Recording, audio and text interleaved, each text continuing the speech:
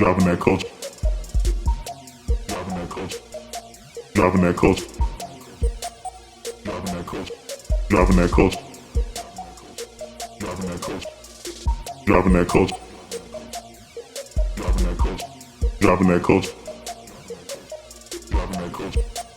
Dropping that culture. Dropping that culture. All right, let's do it. All right. And welcome to another edition of Dropping That Culture with JD and AJ. I'm JD. And I'm AJ. And in case you folks haven't noticed, we got some guests this evening. Mainly because of the fact the subject matter that we got tonight is going to be pretty damn dope. Actually, ever since me and AJ started this podcast, this has been one of the subjects that we've most wanted to get into. And it just seems appropriate now. You know what I'm saying? We really got shit else to do. So we're gonna get deep into the Monday Night Wars, but let's go ahead and introduce everybody. So let's go bottom here. All right, so Flobo, you go first. Oh, it's my Flobo. Good friend of AJ. This got introduced to the Belzerverse kind of recently, and I'm glad to be part of it. I do the Monday Night Raw and NXT after shows over at AfterBuzz TV. Okay, cool. Tyler.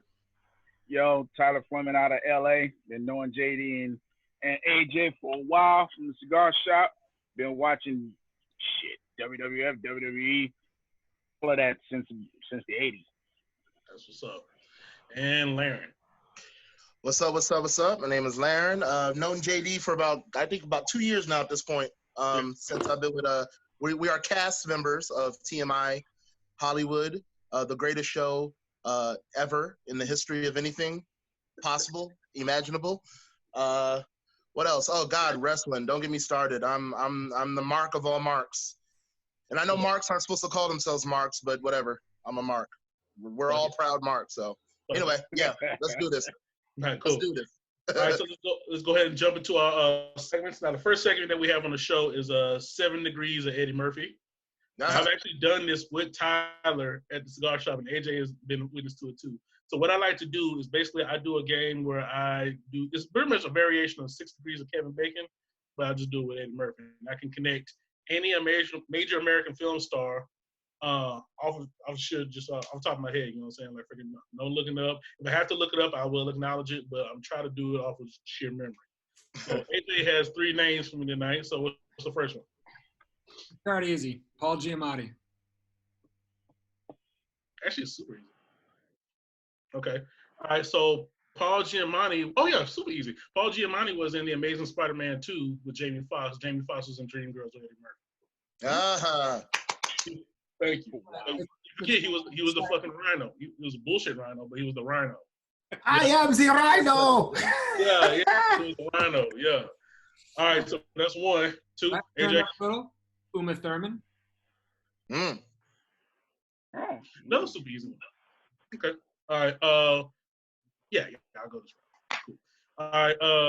Uma Thurman was in Kill Bill 1 with Vivica Fox. Vivica Fox was in Why Do Fools Fall in Love with Leela Rashawn. Leela Rashawn was in Boomerang with Eddie Murphy. Oh. Now for the top and difficult one for the evening, Hulk Hogan. All right. Who? Hulk Hogan. He was That's too easy. Man. Come on. No, that's super easy right there. Hulk Hogan was in Rocky 3 with Sylvester Stallone. Sylvester Stallone was in Rocky 4 with Brigitte Nielsen. Brigitte Nielsen was in Beverly Hills Cop 2 with Eddie Murphy.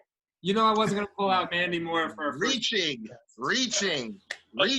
yeah. But, no, the motherfucker actually got me with Mandy Moore. Like, who the fuck watches Mandy Moore?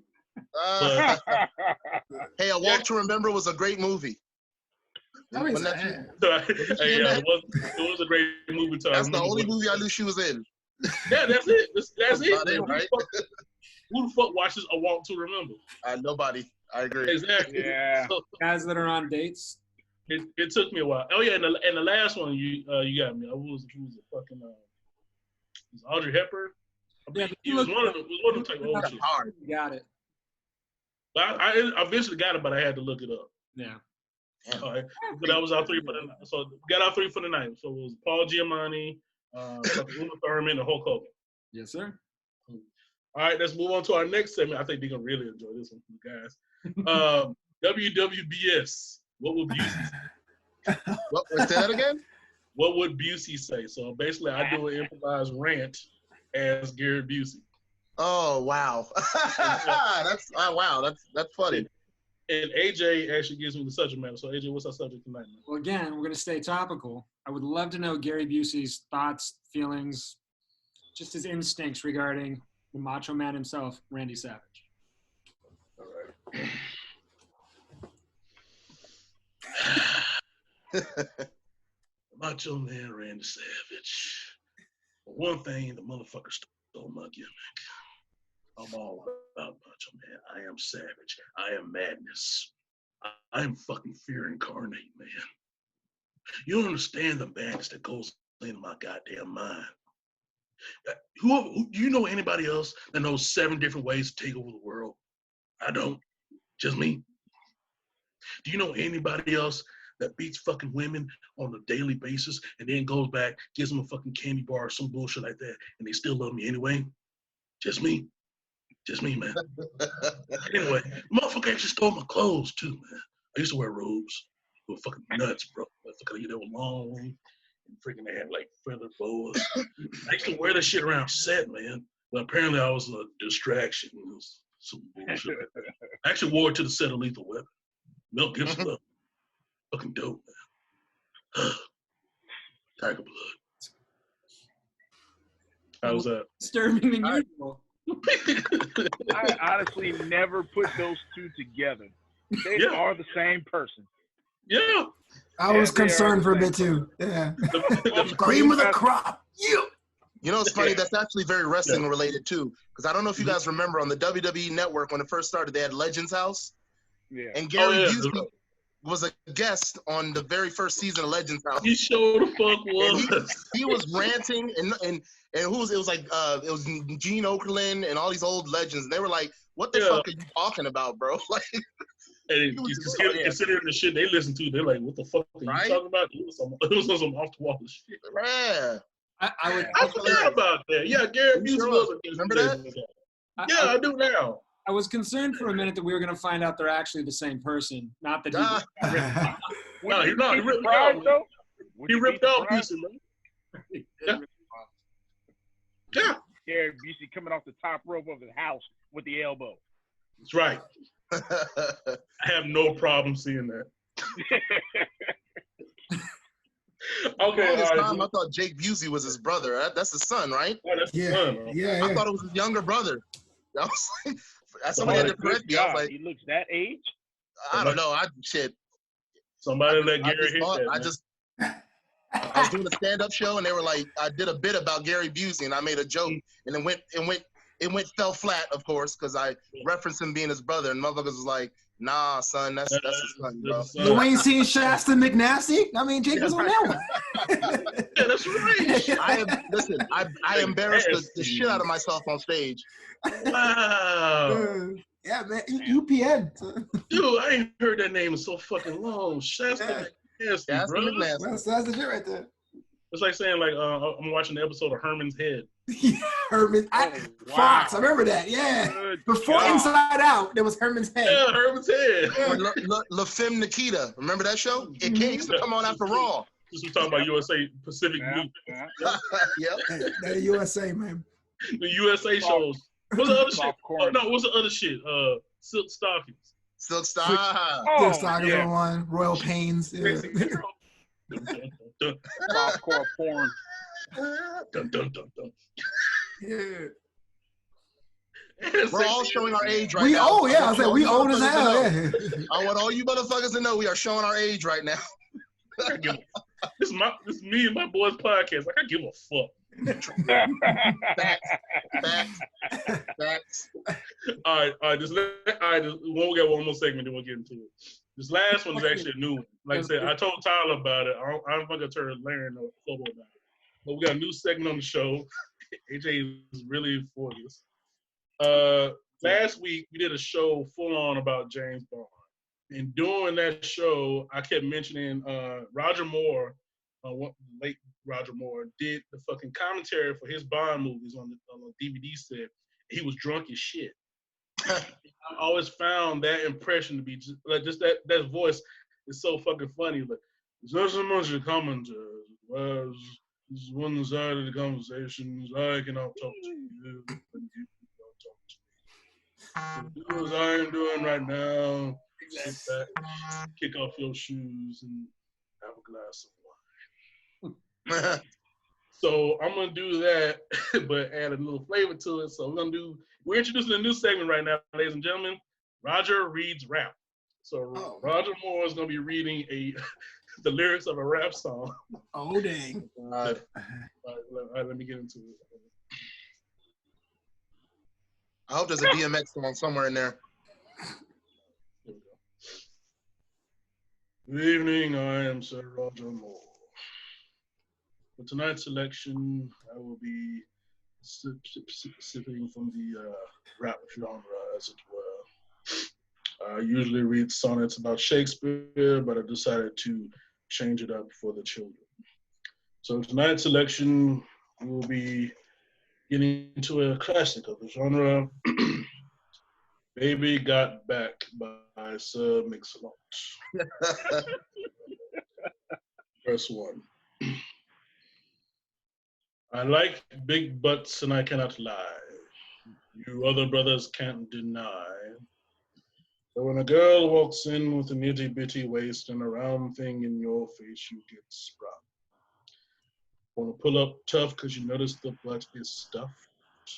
Deep in a jean she's wearing, I'm hooked and I can't stop staring.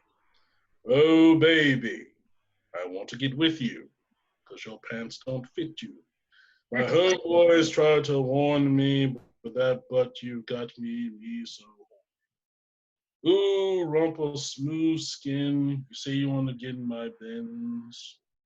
Well, use me, because you ain't the average groupie. I see them dancing. To hell with romancing. She's sweat, wet. Got it going like a turbo vet. I'm tired of magazines saying flat butts are the thing. Taking the average black man and asking that. She's got to pack much back. So, fellas, yeah. Has your girlfriend got the butt? Hell yeah. And definitely, sir. Shake it. Shake that healthy butt. Baby. As the only guy I know that'll get less ass being a rapper. What the? Hey, I'd buy that for $1. Yeah. Thank you. LA face with an Oakland booty. The whole time you was reading that, I was thinking of the Living Color version. Baby got Baby got poetry snacks. straight out of Compton. LA face with a big old ass. Wasn't that Jamie Foxx? No, they're Jamie Foxx shit, yeah. Yeah. Jamie Foxx, yeah. Trail Mix-a-Lot. Baby got snacks. That's what it is. So your girlfriend eats a salad, looking like Bones you had. Head shaped like a Lincoln, so skinny You can see what she's thinking. Trail Mix-a-Lot. When a girlfriend you can dig, give her some grub and give her a hug, because ain't nothing wrong with being big. Baby got snacks. Oh, Yeah, my baby. Lord. Butt so big, she back up. It sounded like It's not to have that deep in my mind, bro. yeah. LA face with the big old ass. I think that went well, AJ. Yeah, AJ, I think that went well, don't you? I think so. I think that we've definitely come up with a new segment that needs repeating. Yeah, we're gonna do it again. Thank you, Joe. Oh, shit, that was dope, man. The first time too, by the way. Yeah. All right, so yeah, we got one more and then we're gonna get to it. Like dropping that news, we ain't done that yet. All right, so another segment we got on the show is dropping that news, where we do a little thing about entertainment news. Really ain't that much going on, but I do have one thing. So let me get to that. But oh yeah, I forgot to do the intro to 7 Degrees of Eddie Murphy. Dude. I showed What it. happens? We get They haven't heard it yet. That's right. we get everything. There's an intro? There's an intro to 7 Degrees of Eddie Murphy. Let's do it late, and then this way at least people still get to hear it. Okay, all right, do it right now. Okay.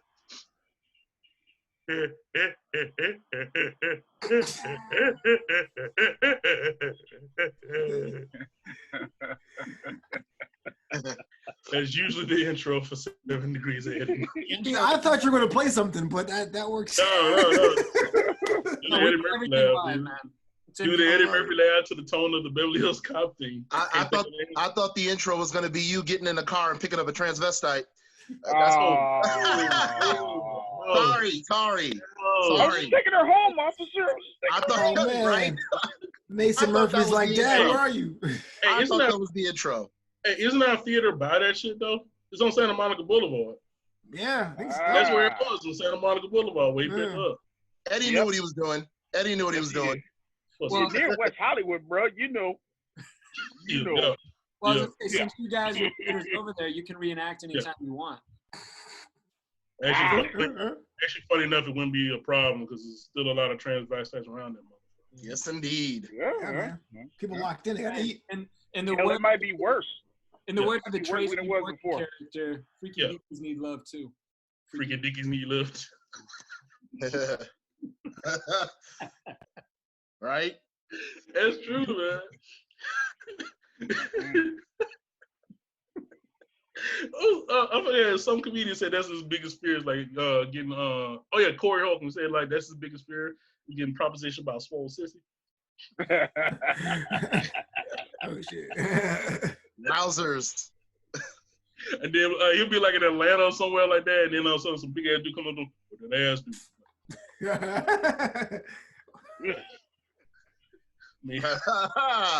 Ew. That's a scary fucking thought. That scares me. That's frightening. That is all right. But let's get back to dropping that news. All right. We got to intro for that too. What's up, bro? You good, AJ? Yeah, I'm good. I had a feeling we were about to get in trouble right there. Yeah.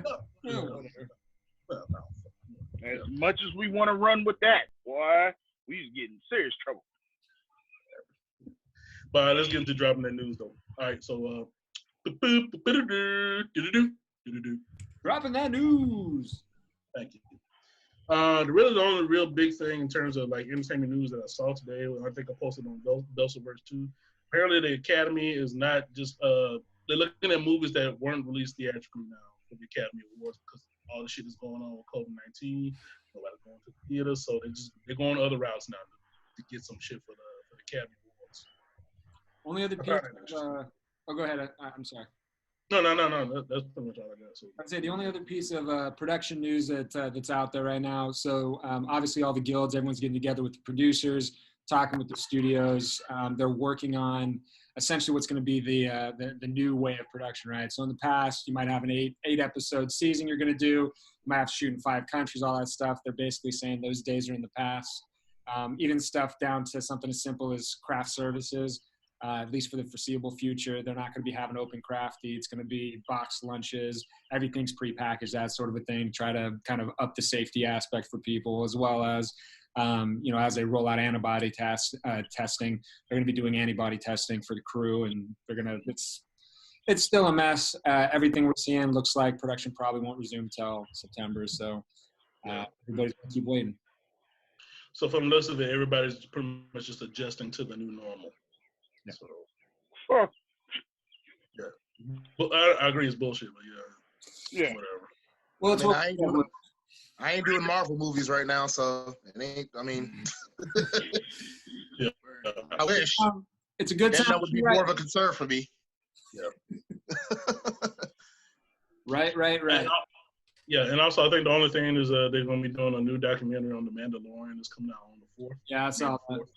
Well, and then you did see that they have all that footage from Kobe's last season, right? So they're cutting that together. Documentary on them. So it's going to be like a swan song kind of a documentary coming out. So that's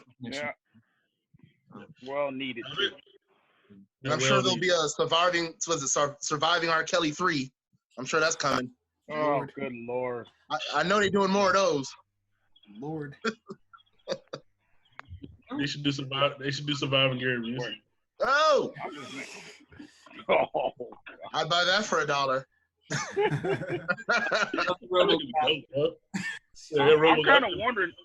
I'm kind of wondering how did these kids survive the parents during that time? Right? Yeah. They put them up basically to get worked out by R. Kelly. Don't understand that. Interesting choice of words. Worked. Yeah. What do you want me to I say? That is an mean, interesting choice of words. Worked out. That's But right. accurate. That's what happened. Well, he was working. He was Wow. working. I mean, Tells. on one of the songs, I believe it's Ghetto Queen, he was actually slapping his hands like, "Whose is this? Whose is this? Whose is this?" So I'm thinking, yeah, maybe that shit was going down back in '99 too. Broke in the name of love. Yeah. In the name of love. I used to bump the shit out of that Chocolate Factory album. In the name of love. I had that shit. We all The did. funniest, to me, the funniest sex tape moment ever is from that original R. Kelly tape was like eating the chick's ass in the computer chair. And then like no, the funniest thing is he's going deep into the ass and all this shit. And then you hear in the background, somebody actually says his name. He's like jerking off as he does it. Kelly, huh? I will not claim that I saw that. yeah, I didn't go that deep, man. They go right. I'm aware it exists. But I mean, oh yeah, that one scene with the booty hole was crazy because I don't know. The only thing I saw from that is when they showed that little clip on the news, and it looked like him. And I swear up and down, I saw a Grammy and a Soul Train award in the background. Before I saw that. Oh wow. Oh, I mean, I watched it. It was a long time ago. I haven't seen it recently. Like, you gonna you hear somebody famous doing a sex tape, you're gonna watch this shit. I watched it. Yeah. Speaking of When it involves kids. Yeah, I know. Speaking of which, since we're on the subject, y'all ever see Sonny's fucking sex tape? Which one? She farts during it. Who Yeah, does? yeah. That's what farts. Yeah, she farts in it. Wow. Oh, that's nasty. I mean, she That did is the full porn nasty, too. nasty. Yeah, she does. She did porn too, so this is a lot of tapes. But yeah, she poops in the shit, man. Man, She really does. She really does. Yeah, man. He's doing her that hard? She was great. You fucked the shit out of her. That's literally how you fuck the shit out. That is a dream right there. yeah. Fucking her so hard, she just shit everywhere. Just, She was just really That's excited. the dream. That's the Great. dream. I didn't know that was a dream. What? I'm Where do you thinking think they wrong. turned the fuck? Where do you think they came up with the term "fuck the shit out of her"? I just want a good job playing. I didn't know that was the dream. It was- Oh, that was that. Yeah, and it was quick too, cause like it was like a little, like it just kept. You know what, too? They missed out on a very clever way to title that. Like, they should have filmed that in Philadelphia, and they could have called it "It's Always Sunny in Philadelphia." Yeah. It's always They sunny. had a way they could have cleverly titled that thing. Yeah. I think that was before the show was even out, though, when she did that. Yeah, I was. As opposed to a night in Still China. sunny in Philadelphia. Backdoor to China. Always Sunny. Oh, yeah, One Night in China. Yeah, Backdoor to China. Oh man. I saw that, too. Yeah, I saw that She-Hulk. one. I saw that She-Hulk shit. I saw that one too. As Yeah. did I. I couldn't Yeah. stop laughing. The Queen of the Ring. The Queen of the Ring was really weird. So that one also. She got fucked by me. Dressed up. Yeah, I mean, you know, You had to yeah. dress up as certain wrestlers. Yeah. Yeah. Oh, my One of them God. was Mean Gene Okerlund. She got fucked by Mean Gene Okerlund. Yeah, he was wearing the skull cap and everything. It was all like loose and shit. Oh, yeah. Wait, what was this? I missed It was called Queen of the Ring. Queen of the Ring. That's the name. And I guess it was like supposed to be a match, which she won. But then Gene Okerlund was like, "You're amazing!" Ah, and it's also like, I gotta look that up, dude. I gotta look that up online now. it's Is crazy. it on Pornhub? It was at some point. Was it Pretty on sure it Pornhub? is. I have to look that up. Pretty sure it is. Let me tell you something, Mean Gene. Pornhub is like Netflix, man. They'll take stuff off, they put stuff on. It's real. You don't know. Yeah, Check that out. That's crazy. you saw that right, AJ. Right? Yeah, Let me tell you something, Mean Gene. That's crazy. Wow. Oh, fuck. Okay, we got enough of that. Let's get into the meat and potatoes of this motherfucker. Dropping that news took a weird turn, man. But it was fun, though. Right? All Every right, minute. All right, now we're going to get into the, like I said, the meat and potatoes of the shit. The Monday Night Wars. The cable wars between WWF's Monday Night Raw and WCW's Monday Nitro. Every Monday night from the good period itself was basically from 95, 96 to really around 2001. So they shut down, yeah. Yeah, give or take. Give or take, yeah.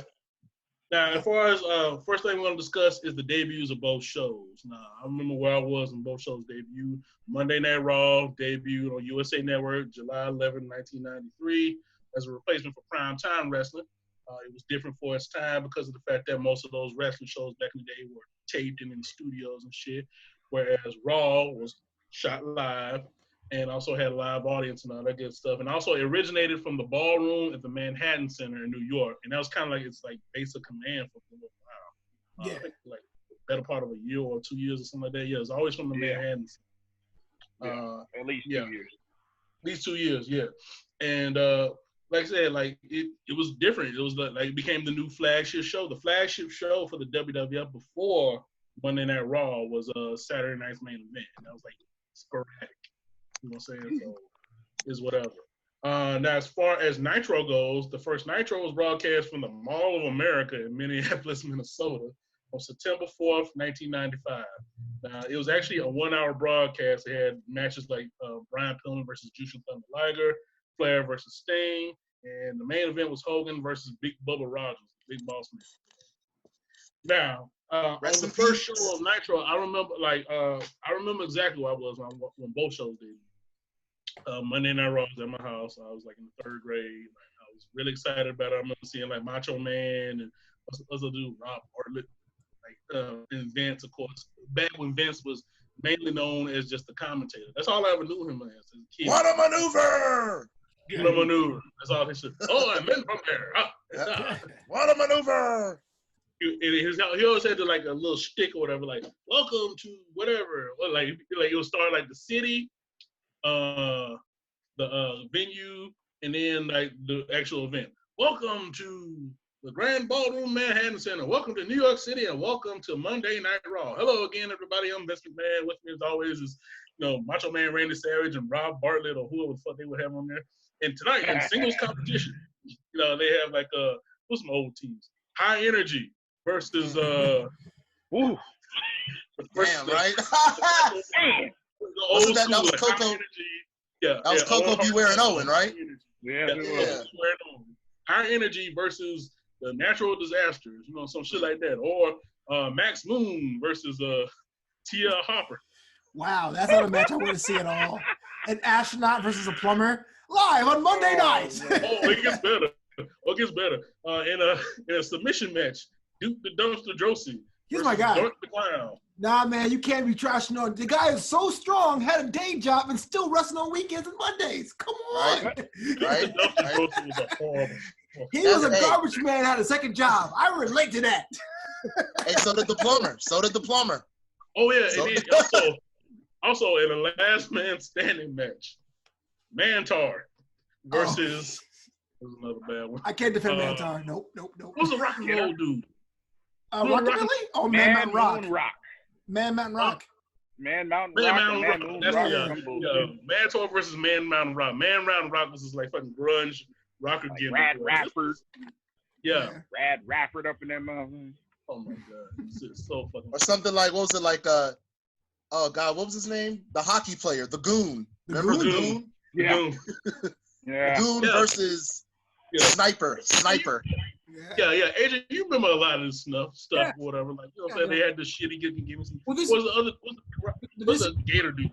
Well, yeah, and this is back in Skinner. I said Sniper. Skinner. Yeah. Skinner. Yeah, and I was gonna say this is back in the kind of comic booky superhero days where like everybody had to have like this weird backstory, and they were coming out as a character, right? Like the garbage man, the plumber, that kind of a thing. Yeah. Back where Vince lost his damn mind. In fact, what I was trying to remember, I think it was with WWF back in the day, but the Volcano Kid, was that WWF or WCW? Do you remember? Volcano Kid sounds like a WCW thing. It sounds very good. Come out, you do the fire dancing and everything. There was one dude that did fire, but that was Ricky the Dragon Steamboat. That sounds. Remember for sure. The Volcano Kid. I don't know about that. Is that Prince Ikea? Because he had a Hawaiian gimmick that was similar. Well, I mean, I'm trying to remember what the dude's actual name was. Part of the reason I remember him so much from when I was little was he was actually, I can't remember if he was friends or if they were actually related, but there was a guy I knew from my church when I was growing up, And he took me to meet him one day. He was in Utah when I was out there as a kid. And I was just like, oh my God, like looking at this mountain of a man who actually is, professional wrestler and all that stuff. So that's why it always stuck with me. I just could never remember if it was WCW, WWF, because he was never like, obviously, since we're trying to figure out how the hell to place him.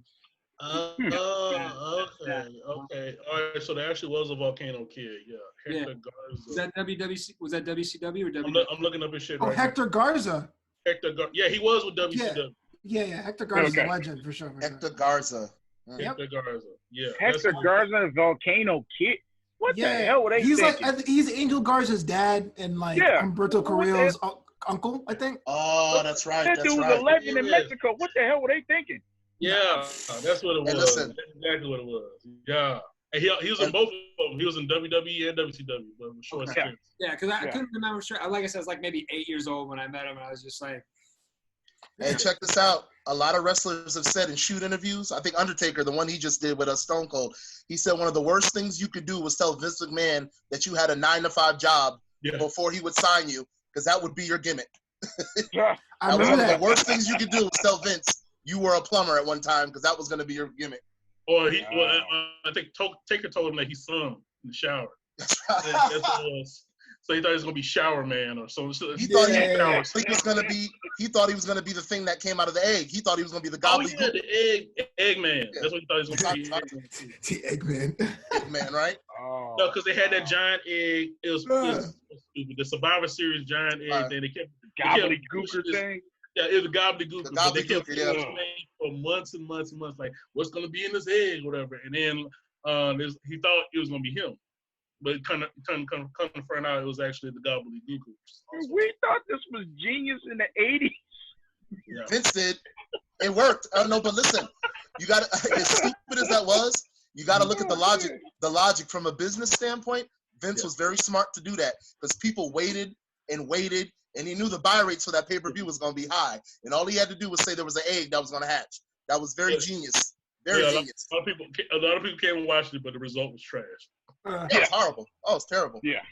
It worked. It worked though, from a business standpoint. I will give you that. It did work. All right, now one thing that actually was set off on the first Nitro that became kind of common. Well, became common throughout the whole Attitude Era. Defections.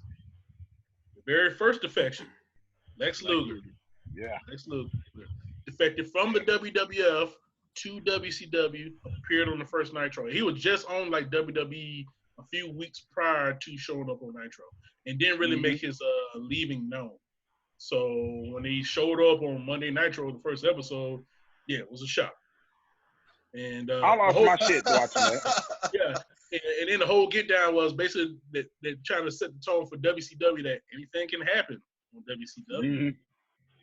Yeah, you gotta realize how big that was, man. When Hogan left WWF, they gave him the Hogan gimmick, the Lex Express, him taking this giant bus nationwide. He was running for president, body slamming Yokozuna, and it flopped. And then he shows up on WCW like, is the Lex Express coming too? Like, we didn't know what the hell was going on. That would have got over. That really would have got over. Just the whole thing that messed it up was people just loved Bret Hart during that time too much.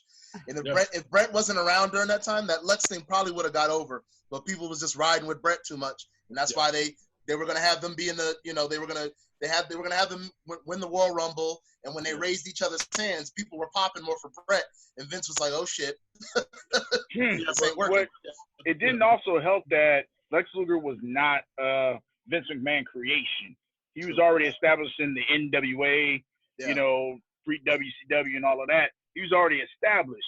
And as soon as you come to WWF, you know what you're going to have to deal with Vince. He's going to try and change you just like that. They changed him first. Time. Yeah, when he first came in there, he was the narcissist. Remember? Yeah. Yeah. The narcissist Lex Luger, which was like, okay, this could work. But we already know him from being the total package Lex Luger from over there.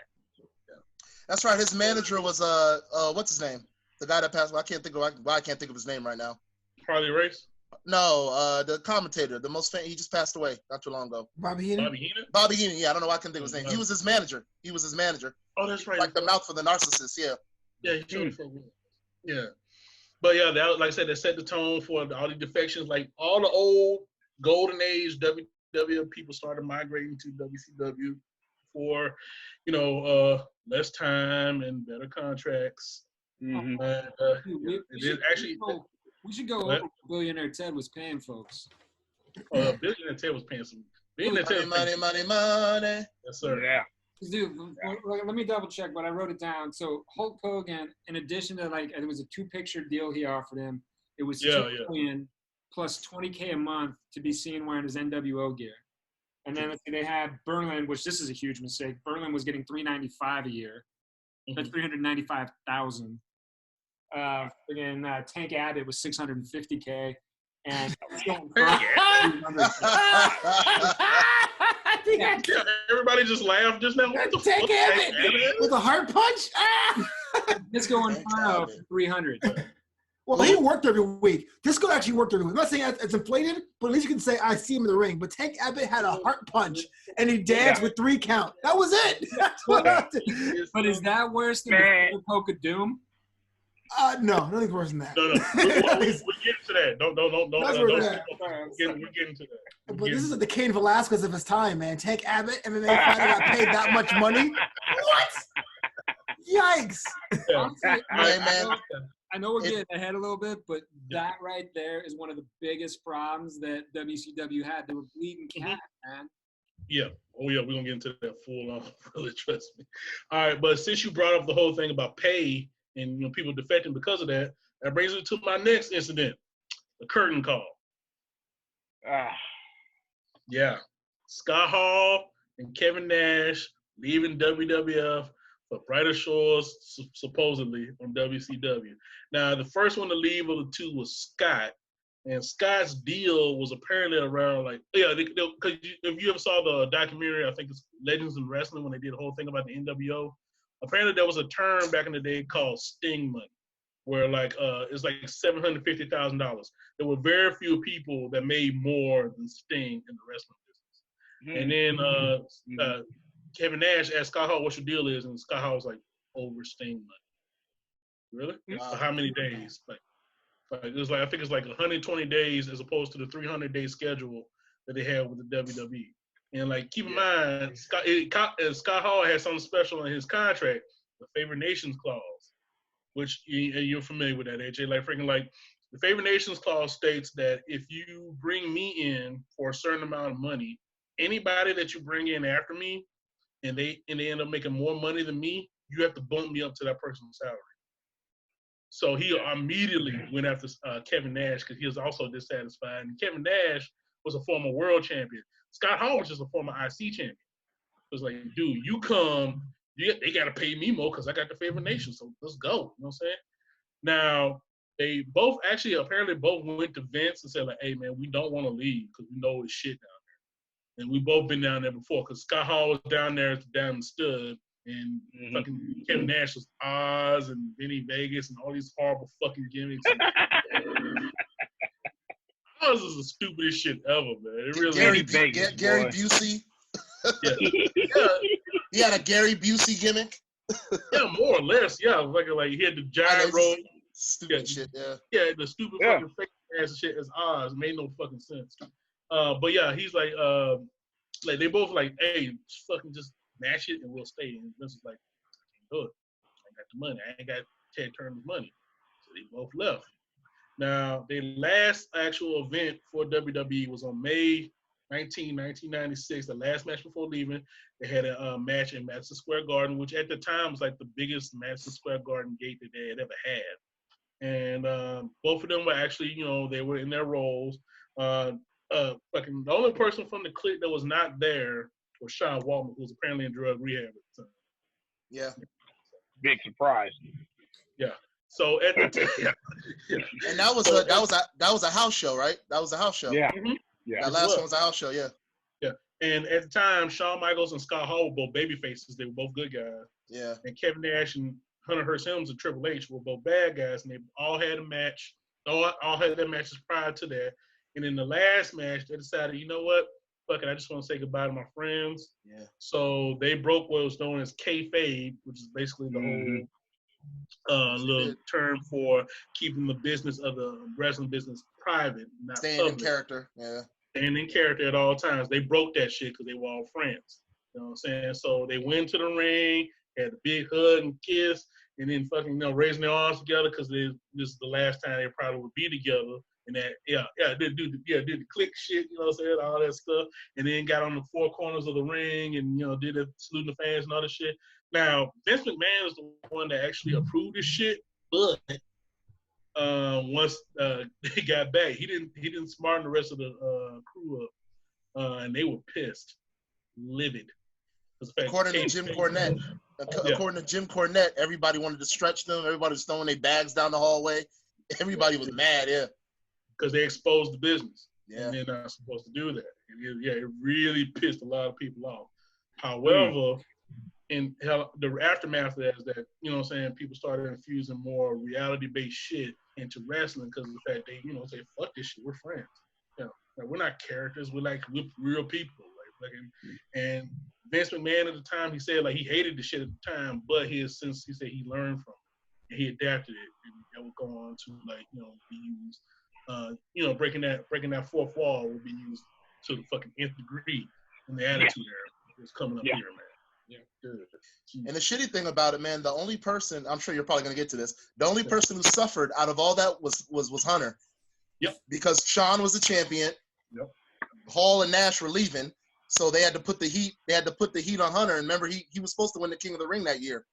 And he was supposed to win, but somebody else did. I'm gonna get to that a little later. I don't want to spoil it for you. Every minute, right. Somebody else won in his place and launched that motherfucker to the moon. So, right. But yeah, the curtain call happened, and then after that, let's go to our next section, the NWO.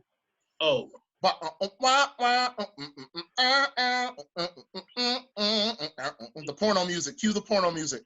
Pretty much. Yeah. I think it was Jimmy Hart that actually came up with that shit. Yeah. That was dope, dude. Yeah, Jimmy Hart lost my shit when I heard that in a porno. Really? I lost my shit. Right? I was like, wait a minute. That sounds familiar. Yeah. No, Kevin Nash actually said it was public domain porn music, but Jimmy Hart's the one that found it and used it for them. That was dope. That was a dope entrance, though. Yep, public domain porn music. It's called Rock House or something like that, right? Some shit like that. Yeah. They don't give them much credit, but the NWO they had one of the greatest arena entrances in wrestling history as a faction. They don't really give them with the whole black and white and the way they would do the cinematography. That was actually really dope. They don't talk about that much. The following presentation is brought to you by the New World Order. That's right. Yep. Yeah, it was dope. All right, now let's go ahead and get into how the shit's kicked off. Now, first person of the new people to pop into WCW, Scott Hall. Busting on the fucking Memorial Day edition of 1996 edition of Nitro, interrupted the match, had no uniform on, or we lost Flobo. He'll jump back in. Okay, cool. All right, so he interrupted the match. He was wearing like a jean jacket and all this other shit, all denim outfit. He sure was.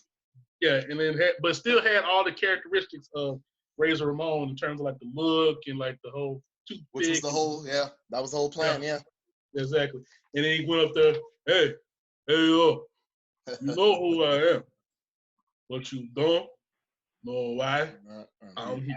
Right. That was it. Yeah. And it was like, hey man, where's a billionaire Ted? Where's all the we didn't mention this to AJ. WWF did a bunch of skits mocking WCW. Yeah. The billionaire Ted skits. Yeah, you remember that shit, right? Those were funny. Huckster.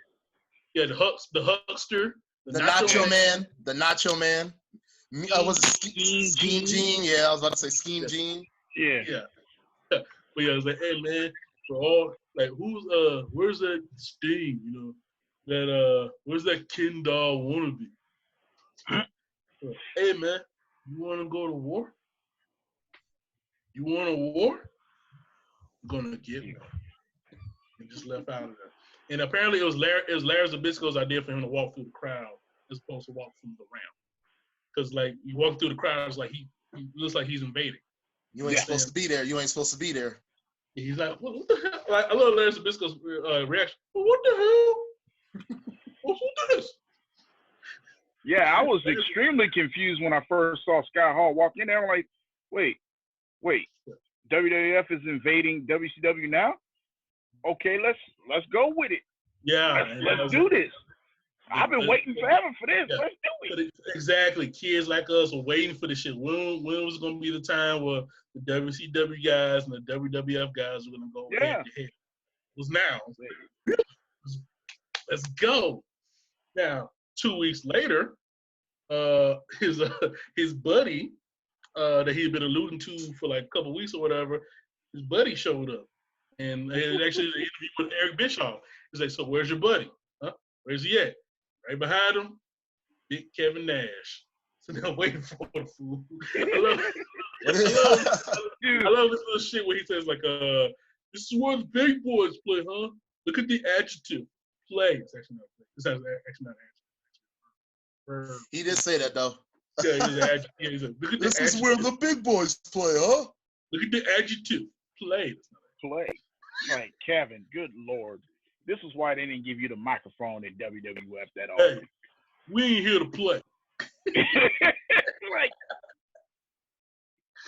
like, somebody take the mic. But one thing he did say that was actually true. The measuring stick just changed around here, and you're looking at it. Yeah, it's true. Yeah. And it came, and then they just kept showing up, and they kept alluding to, because they kept trying to get a match at I think it's Bash at the Beach. Bash at the Beach. You bring your people like Bash me. At the Beach, yeah. Me, the big man, the medium-sized man, and our other buddy. Like, what other buddy? Like, we got another buddy, man. And then they didn't have no names, so me and Gene Oakland's the one that named them the Outsiders. So they just kept showing up. And then actually, because of the fact they did show up, Eric Bischoff did a point-blank thing on one of the Nitros where he asked him point-blank, are you working for the WWF? But I'm like, no. Because they had to, because they were being sued by the WWF. And I saw a little bit of a lawsuit. It was some petty shit, bro. Like, being sued by Titan Sports because of the fact that they were saying that these characters were infringing on these other shit, which is why they didn't, have names for a long time and shit. And apparently Scott Hall said Bischoff kept trying to name them shit that's close to Razor and Diesel. He's like, I think Scott Hall said like, I think at one point he wanted to call me Razor. Like, dude. Wow. And then apparently it was DDP's like, dude, why are you doing that? Like, they got cool names. Hall and Nash. Those are cool names. Just name them that. That's a real name. And that's what they went with. But come Bash at the Beach, 1996. The infamous heel turn. The infamous heel turn. So it's basically a team of the Macho Man Randy Savage, Lex Luger, and Sting versus Scott Hall, Kevin Nash, and their mysterious buddy. Now, pretty much they go through the entire match. The buddy does not show up. And the commentators kept saying, like, where's the buddy? Where's the buddy? Where's he at? Like, oh, he's here. He's here. He's coming. Like, and then you pretty much have the whole entire match. Then miraculously, at the end, here comes Hulk Hogan. And the commentators are going nuts, like, yeah, go get him, Hulkster. Yeah, it's bad now. But Bobby Heenan was the one that fucked it up. Like, but what side is he on? Like, what do you mean? What side is he on? I don't know what it is with Bobby the Brain Heenan. He's always had a hard-on for Hulk Hogan everywhere he was. And he said, I never trusted that dude. Never liked that dude. Yeah. But he did kind of jump the gun because like he's supposed to be coming in as a good guy and shit. But like Hulk Hogan comes in there, rips off the shirt. Yeah, what's up? The only person still in the ring was the Macho Man. He was like on the ground writhing and shit. Got an ass whooping. Yeah, and that damn. I remember how hyped I was when this happened. Hulk Hogan hit that rope, hit the leg drop on that motherfucker. We're like, what? Higher than usual.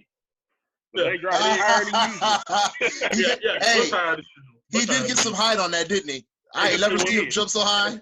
Yeah, and the commentators were Tony Schiavone, Dusty Rhodes, and Bobby Heenan. Bobby the Brain Heenan. Are you kidding me with that damn lifting shit? Hit the diamond. Are you kidding me? And of course Heenan like, he's the third man. Hulk Hogan has betrayed WCW. You're like, oh my goodness. Fun fact, Fun fact, and you might get to this, or you probably already know this. Go for it. The plan was the backup plan was it was going to be Sting if Hogan had turned and heel. They were going to have Sting do it. And question is, would that have been a bigger deal than Hogan? Like, I don't know, because Sting, I don't think what happened post that I don't think would have had a bigger impact than it did when Hogan did it. It had to be Hogan. You know what I'm saying? Hogan has been to the WWF. Sting never did. That's what had the most impact about it. Well, plus Hogan. Not only had Flobo, you back? Yeah, good. All right, cool. All right. Well, Flobo, we're actually in the middle of Bash in the Beach '96, talking about the heel turn. Oh yeah, man! So many kids' hearts are ripped out. Well, that's what I was just getting at with these guys, like because he was. Laren was just talking about how the backup plan apparently was to have Sting turn heel. Oh, okay. But that was the backup plan, yeah. I was gonna say, like, Hulk Hogan, his whole persona, right? He was like Captain America for wrestling, right? Like he was like what was that song he always had? Like, I'm a real American. Like, that whole thing, like, yeah, exactly. Exactly. Yeah, all that shit. Yeah. When it comes crashing down and it hurts inside. AJ started this himself. He causes. You did this, AJ. You did this. The shit is catchy. I'm sorry. Listen, as corny as that is, that's one of the greatest entrance themes in the history of wrestling. For sure. Yeah. But it was a weird time. Came. And it was really weird when eventually when Savage joined the NWO, you're like, what? How? It made no sense. Hold on, there wasn't a person in the arena that wasn't part of the NWO. Bro. Yeah, Virgil. that's true. Virgil was in the NWO. Why was Virgil? No. That was Vincent. Yeah. Not Virgil. Vincent. Yeah. Vincent. Oh, that's right. It's Vincent. Yeah. What the hell was that all about, bro? Vincent knew his role. It was a dig in Vincent. Vincent knew his role. Yeah, exactly. Well, and again, by that point in time, like Hulk Hogan was pretty much in control of creative, so fill in the blanks. Yeah, exactly. Yeah. We got Vincent, we got VK Wall Street. It was just all Vince McMahon references. And what my question was basically to the guys was, would it have gotten over more if it was Sting? I think it wouldn't have. It wouldn't have been a bigger deal. You know what I'm saying? It had to be Hogan. Yeah, it had to be Hogan. So I give you that. But my favorite part of that whole get down is Hogan's fucking heel promo. After that shit, we going full heel, mess with the muscles and shit, and then Gene Okerlund looking heartbroken. As far as I'm concerned, you fans can stick it. Now you gotta do the man, Gene. The first thing you want to do is tell these people to shut up. That's you right. Want to hear what I say, brother? You gotta do that part first. That's right. This right here is the future of wrestling. You can call this the new world order of wrestling, brother. Which was golden. Oh my God. Straight golden. Well, it was even a more golden moment when the fucking one, well, there's a couple moments. One, when the fucking beer can fucking hit Mean Gene in the nose, broke his shit. Yeah, that and was... I don't know if y'all remember it. They edited out of a lot of the new stuff on the WWE Network. A fan jumped in the ring and they beat the fan's ass. Yep. They kicked the shit out of the fan that was trying to bum rush the Hall of Nash. Yes, they did. Remember that? They beat the shit out of that dude. They beat the shit out of that dude. Scott Hall was like, yes, been waiting for this forever. Yes. I hate Scott Hall was the first motherfucker to get to him. As soon as that nigga jumped in the ring, he just kicked him in the head. Just, I was like, oh, wow. Damn, he owe you money? Yeah. One of my favorite things, one of my favorite interviews was Kevin Nash on the Steve Austin show, his podcast, whatever. He was talking about Scott Hall. He was like, don't tell Scott to put the boost to you. He'll put the boost to you, bro. Oh, yeah. And then, like, if he don't like you, 1 out of 3 is going to be stiff just because it can be. And then he's going to be like, oh, shit, did I get you? Right. Yeah, you know what I'm saying? Like, so, yeah, Scott Hall was, like, in it, bro. And then, like, they hit the dude. They got him out the ring. The security came and got him and shit. Hogan continued. He kept calling the New World Organization a couple times. But he hit it that first time with the New World Order. And he just kept doing this shit. And then he just kept going. He went on that fucking damn interview for about good, what? And Hall and Nash, man. Hall and Nash used to have to Hall and Nash used to have to teach him how to be a heel because they said even after all that, he kept brothering everything and still wanted to cut babyface promos. And Hall and Nash was like, bro, you can't do that anymore. You got to stop that shit. Like, you're a heel now. You can't, you know? You got to stop. Like one of the matches, like one of those matches when he was with the NWO, didn't he Hulk up? Yeah. It was like, yo, dude, what the fuck? you can't be doing that, bro. Yeah, That was always my deal with it. Because Hall and Nash were always like, you know why I'm here. And the back is like, that's right, brother. And I'm like, dude, that's not the vibe. You're killing it right now. I love when Kevin Nash used to make fun of fucking Hogan, like pretty much to his face. He would do that over the top shit where he do the pose and shit.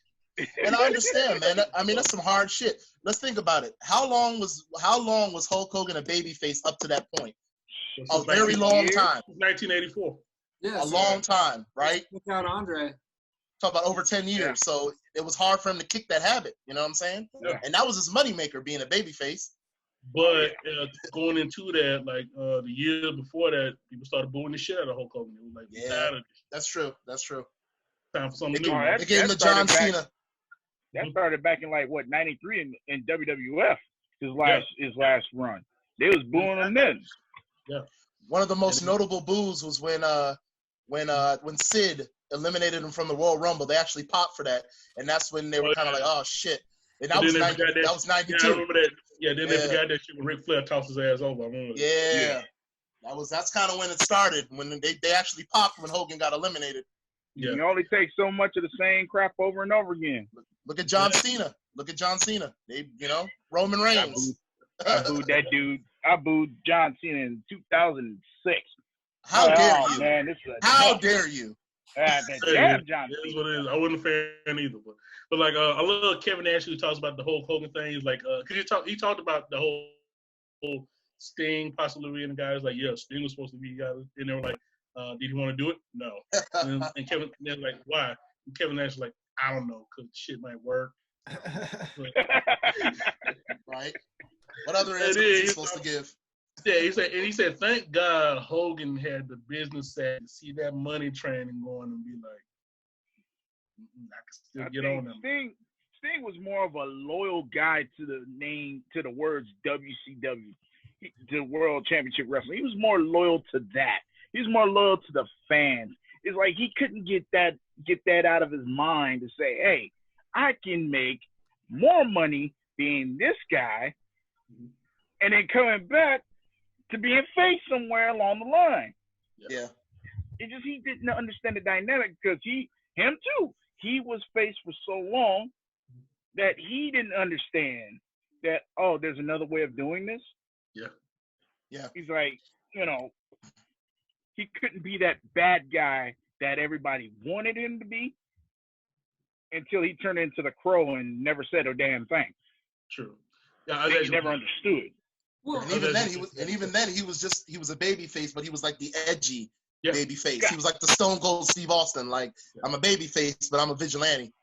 Yeah. But to kind of finish up before we get into Crow's thing on the NWO, freaking like one thing I really enjoyed about the NWO is that realism they brought to their shit because the fucking gang style fucking beat downs they would give them motherfucker. They would beat down the Four Horsemen like every week. Yeah. Hey, and in the interview, there's a lot of interview where Ric Flair said he hated that shit because every week they would go over on Ric Flair. They were always spray paint his like bleach blonde hair. They were terrorizing Ric Flair. The best beating that they ever did, and one that actually caught my attention when I was a little kid was at Disney. You know the one I'm talking about, like backstage at Disney. They were doing a match, like because that's another thing very similar to the WWF. Nitro had a little home at Disney for a little while. Oh, that's right. That's right. Yeah. For the same reason, to cut production costs. So they had a match. Is that when they threw Rey Mysterio into the side of the truck? Is that that was horrible. Yeah, but Jimmy Hart. Yeah, Jimmy Hart. Horrible. Jimmy Hart came in all hysterical, like there's like all the wrestlers in the ring, like, no, we got help. We need help back there. And then you see the Hulk, the NWO back there beating down wrestlers with baseball bats and shit. And like I said, the famous one of that shit, Rey Mysterio's in the trailer. He hops on the little ass. Kevin Nash picks his ass up, lawn darts his ass into a goddamn trailer. Rey Mysterio jumps off a damn rail, think he's gonna take down Kevin Nash. Exactly. Nope. Hey man, Kevin Nash almost killed Rey Mysterio with a jackknife power bomb in one match. Yeah, I know He exactly dropped him on his neck and head, and I was like, "Damn, you could have killed Rey." And you remember how the sound of the WCW ring was always more distinct than the WWE? Yes. Had more reverb. Heard that shit hit. Yeah. He fucked Ray up. I was like, he is dead. Ray is dead. But in they his had back, they had a microphone distinctly like somewhere toward the middle of the ring, under the ring. Yeah. So Yeah, because the ring was mic'd, right? Yeah, the ring was mic'd. The ring was mic'd, yeah. And then, like, distinctly at the end of that beatdown, they both, Kevin Nash and Scott Hall leaving a limo, and you see the Macho Man jump on the goddamn limo. And Kevin Nash, Macho Man. I love Macho Man. Like, I love that man. God rest his soul. Randy, what the fuck you doing? Hey, listen, man. Macho Man is one of my favorites, man. Rest his soul. That he was amazing. He was amazing. Yeah. I love Macho Man. But the greatest thing about that whole get down was the response from the crowd. Yeah. Particularly the people at Disney. So what they did was they thought this beatdown was real, to the point where they actually called the cops. And next thing you know, you see cops and ambulances and fucking fire trucks showing up at WCW Nitro because people fucking the neighboring people in Disney thought, hey, this folks beating down the wrestlers at the Disney thing. Like, fucking, we need help. And cops and all that shit showed up, and it just helped them. It just helped WCW look so much doper. It got that segment over, yeah. It did. Yeah, oh my God. I was like, to this day, the WWE, when someone gets injured, they'll never say he's going to a hospital for that reason. Because people will call hospital. He's going to a medical facility. Yeah. Exactly. Right. Think about all the time Stone Cold got handcuffed and sent to a police car. You know what I'm saying? They had to make sure nobody on the public saw that. I mean, if you was watching it, if you was watching wrestling during that time, you should have known that was but like you said, some people they can't distinct what's fiction and what's not sometimes, I guess. Like, wrestling is real. People are fake. Yeah, they don't know. Yeah, right. Yeah. Well, but I mean, that even goes back to like the historical roots of wrestling, right? Like, you remember the famous Andy Kaufman thing, right? Like, people really, truly hated Andy Kaufman because he was playing that heel character. I mean, he did so much to help the genre and kind of grow this art form to this whole new direction, and people back then couldn't get it. In fact, if I remember right, like he met his wife because she thought she was gonna kick his ass in a wrestling match. She was just just jumped in the ring to mess with him. So one of the worst things you could be during the 70s and 80s was a heel, because fans were literally attacking these guys in the parking lot. Like, they would get so much heat that they would come after these guys and wait for them after shows. Some of these heels back then. Well, and they learned how real the wrestler was at that And then they got their ass whooped, yeah. Then they got their ass whooped, right? Yep. Yeah. What we were talking about a little bit before, talking about guys flipping from face to heel, right? Like, if you realize how much of almost like a guild it is to be a wrestler, right? Everything's taught from the ground up. You're working with guys that have been doing this for a long, long time. You probably came up hearing those stories. And then, I know at least, like Laren, Flobo, JD, I know you guys are all performers. Like, that idea of making a switch. So first of all, you're dealing with your general public, people you deal with. You already know, or at least have been taught coming up, they have a hard time distinguishing reality from the ring, right? That's number one. Yep. Number two, there's a comfort level that comes with, this is my performance, this is what I'm good at. And so, like, when you talk with like normal like actors who are actually looking to do different parts all the time where it's constantly shifting, they get frustrated when they get typecast. But when you're doing something where you're performing live, essentially 180, 300 nights a year, you get comfortable and confident, hey, I can go out and do my job. And now you're asking me to flip what I do almost 180 degrees. Like, that part of it, like, nobody ever talks about it. Like, every performer has moments of self-doubt. These guys are live performers on top of it. And, like, even though we were making fun of Hulk Hogan a little bit because he kept slipping back into his face, doing the Hulkster and all that shit, like, that's real. Like, it almost becomes like a muscle memory for him at a certain point where it's like it's really difficult to flip a switch and make that change. Yeah, it's one of the things about people who evolve in wrestling and characters that change the most. They don't get revered. Like, people like Cena's been a stalwart 15 years. He's on top. The Rock has done that a little bit, but he's in a class of his own. But then you have guys like Jericho, who like changes up his thing like every 3 or 4 years, where crossover appeal-wise, no one really knows him. But if you know anything about wrestling, you know who Chris Jericho is. Because the Painmaker ain't the same as Y2J, ain't the same as Rock and Roll. Or the Lionheart. The Lionheart, yeah. So, I mean, you're absolutely right. What did I miss? I had to go get some water. It's hot in this room. We're talking about the evolution. I'm sweating like a slave. No, we're just talking about the evolution of certain characters. And actually, since you brought it up earlier, I was going to go into Crow Sting. Yeah. So Crow Sting. Yeah. Crow Sting, yeah. So, like, pretty much what happened with Sting was they had the whole get down where, like, they were kind of, like, dubious of Sting's allegiance to WCW. Many people in particular, like fucking Lex Luger, Ric Flair, were all questioning if Sting was loyal or not. And Sting kind of just said, fuck it, and to hell with it and shit. And he had that whole little promo where he had his back to the fucking camera the whole time. And he's just like, hey, man, you don't trust me? You can stick it, you know? And then he kind of disappeared. That's one of the best promos Sting has ever done. Yeah, had his back to the camera the entire time. Said, whatever. So he just disappeared for a little while. Started changing up his look. His hair got darker. Started wearing the leather jackets. The face paint started changing or whatever. And then finally, at one point, he decided to just disappear for a little bit. Then, next thing you know, you got the Stinger up in the balcony. On the rafters or whatever, just looking down. And they did this for a few weeks, right? They did it for about a year. That went on. About a year, actually, yeah. About a year, yeah. It was a while, yeah. He didn't say shit. Well, He just said there were 2 reasons for that. Number one, Sting actually hurt his knee. Yeah. He actually hurt his knee. That's the reason why they had him doing it like from up there. And the other one was for the persona, which actually worked out perfectly. Oh yeah. And actually, funny enough, Scott Hall is the one that came up with it. Oh, nice. And it was much needed, man, because at that point, NWO was running through everybody. Nobody, they were going over everybody. There was nobody that was bowing. Nobody they bowed down to. Every week they were just running. They had to have somebody. They needed a hero. They needed some type of hero. And bright colored Surfer Sting. Yeah, bright colored Surfer. That wasn't gonna do it. Yeah, wasn't gonna do it. So apparently, what happened was Scott Hall's like, "Hey man, Scott Hall. Hey man, you ever seen the Crow?" I mean, he described the character like, "Man, do that kind of shit."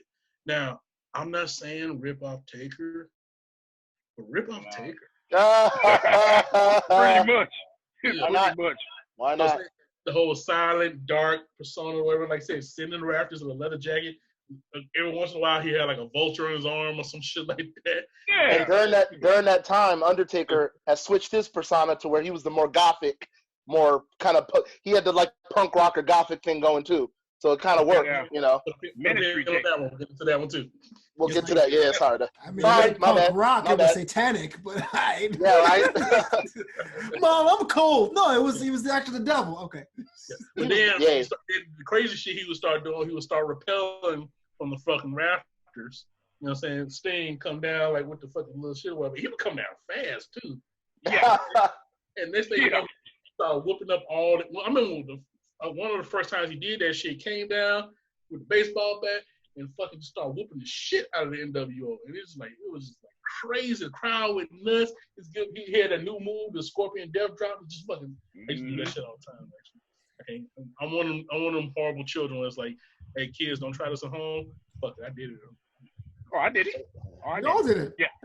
I tell you what, I bet you Sting wouldn't have been doing that after that whole Owen incident, that Owen dying incident. I don't think he would have done that. I wouldn't have done it. That was before. Yeah. That was before Owen died. Did he do it once? I think he did it. Did he do it after Owen died? The night Owen Hart died? Once after that. That would have scared me. But he got permission from the Hart family to do it. True. Because he didn't feel right doing it. Yeah. But yeah, like we can get into that. We can get into that later. The Owen death. Sting became that silent hero. He didn't say shit for over a year. You just come in, beat some ass, and then just point at the motherfuckers with a bat, particularly Hogan. But also during that time, he would attack WCW people too. True. I remember that. He was just a free agent. But he would attack WCW guys. It was like, Hey, man, they been shitting on my name. Hold on a second. Jeff Jarrett, you take this. And then just walk out. Jeff Who ain't did it to Hacksaw Jim Duggan. Yeah. Oh, yeah. Take this. I'm out. I said Jeff Jarrett deserved it just for being fucking Jeff Jarrett. Oh, good Lord. Jeff Jarrett is just a classic case of you don't know how to stop messing with other people's wives. I don't understand him. I thought he was gonna die. He also had a He thing. kept messing with wives. But I bet you understood it when he said J-E-double-F. J-A-R-R-E-double-T. Of course. Ain't he great? Right? Tennessee Lee, that's so stupid. You want to talk about a person that's been a mid-carder it was his entire career. Jeff Jarrett. Yeah. Jeff Jarrett, man. What do you mean? He put the TNA title on himself. Right? That's how you become a world champion. Like I said, mid-carder his entire career. He had to create his own shit to get the freaking real respect. Hell yeah, that's how you do it, man. Entrepreneurship is important. DNA. That's right. He did take Kurt Angle, or did Kurt Angle take his wife? Or what? He took Kurt Angle's wife. That son of a bitch. Who is now Karen Jarrett. Deborah McMichael. Oh yeah, Steve McMichael's wife. And it's like, man, what? And then she was Come a on, woman. man. And then she became Mrs. Steve Austin. That's a whole other story. That's right. Yeah. Moving right along. Yeah, moving right along. Them cookies, Deborah. Funny enough, since you just mentioned that, that's what we're doing next. Stone Cold Steve Austin, the birth of Austin 316. Perfect time. I'm going to shut down. I would like to say that was perfect for the moment because WWF was getting their ass told out by WCW during that time. And it's just not there, and it's like, okay, the same old stick on Raw. Let me turn over to Nitro because this is bullshit. Yeah, but Austin started out that way too because they brought him in as the ring master. You know, the master of the ring, Vince McMahon. So, I like how Stone Cold on interviews was like, I knew it was a dumb gimmick, but it was my foot in the goddamn door. Right. All about that. Yeah. I'd have been the ringmaster too. Look what he made a debut in 1996 on the Brother Love show with the $1 Million Man Ted DiBiase. I want you to touch my hand. He was the $1 Million champion. Touch my hand. He was the ringmaster. Yeah, he came in there. He had a little stint at ECW, but he came in. He had the fucking Bruce Willis crew cut because he was losing his hair. And he was just a mechanic for a good little bit of his first little bit of his career. But then he started turning. He was watching the HBO documentary on Richard Kuklinski, the Iceman, and started changing his kind of got the wheels turning for him. It's like maybe I could change up this Marine Master shit to more of a cold-blooded serial killer type dude. Like he says all the time, I don't condone what Richard did, but I'm just saying, just got the wheels turning. Yeah. And he gave that idea to WWE Creative, and they were like, okay, so cold-blooded. We'll see what we can do. And he got back the faxes of them corny-ass names they wanted him to. Frost McFang. Wasn't that one of them? Fang McFrost. Fang McFrost. Yeah, Chili McFreeze. Chili, no, Chili, don't. And also Otto Von Ruthless. I take that one. I sound like I made it up. Otto Von Ruthless. But even Stone Cold was like, yeah, this is trash. None of these. And then his wife at the time, Jeannie Clark, Lady Blossom, also from WCW, said, hey, calm down. Everything will be all right. Now, drink your tea before it gets stone cold. Ding, ding, ding, ding, ding, ding, ding, ding, ding. He's like, she stopped. He said she stopped in her tracks. That's it. He's like, first of all, don't tell me what to do, woman. And second of all, wait a minute. Yeah. That's a good idea. After he slapped her around, he was like, good idea. I didn't go that far. I didn't go that far. It was a blind. Too real. Did he slap her around or did he slap Deborah around? Slap Deborah. No, it was a Deborah thing, but anyway. Yeah, but like we'll leave that one alone. I like Lady Blossom. The first wife was tougher than him. Right? Lady Blossom. Lady Blossom. Yeah, that's what it was. Yeah, she wasn't taking that. Tougher than he was. Exactly. She wasn't taking that shit. But he got that name. Gave it to creator Stone Cold Steve Austin, and then he started initially as this cold-blooded serial killer character that didn't talk much. But then, like they kind of let him get on commentary a couple times. He started letting his personality come through. It's like, you know what? Like, hey man, I'm 6 foot so guy. I wear black trunks. I got a bald head. I don't really have that much in terms of presentation. But if you give me my personality, I compete with any motherfucker you got here. And they did. And remember, his entrance music was that creepy serial killer before he got the glass break. Yeah, like he had like some gag, like some psycho. Yeah. Yeah, just some dark ominous music. Yeah. It worked. For the time, for that character. It worked. Yeah, because like I said, he would give interviews where he would just talk in a low, slow voice, like, yeah, that's cold. Yeah, he'd be like, that's cold, stone cold. He'd just stare at the camera and shit. So when they let him talk that shit, boy, he talked that shit. The best to do it. But since you mentioned it earlier, Triple H was slated to be the winner of the 1996 King of the Ring. However, Facts. because of the curtain call, Hunter got punished. Facts. So the next runner-up, Stone Cold Steve Austin. Like I said, he actually rose after beating Jake the Snake Roberts to become the King of the Ring. He went to his little throne. Actually, funny enough, before that, he had a match with Mark Mero. He busted his mouth. He busted his mouth open. Yeah, he busted his lip open or whatever. So he went and got that shit fixed. He got passed over to the finals, beat Jake the Snake Roberts, and then like right before he went out there to beat Jake Roberts, Michael P.S. Hayes came up with him and said, "Hey, Jake cut this religious-based promo on you," and he started thinking about it, religious-based. Okay, I got some religious-based for your ass too. Okay, so he went out there, beat Jake, and then next thing you know, he comes up to the throne to be interviewed as the new King of the Ring. And I remember that interview specifically. First thing I want you to do is to get that piece of crap out of my ring. Don't get him out the ring, get him out the WWF, because you proved without a shadow of a doubt, son, you ain't got what it takes anymore.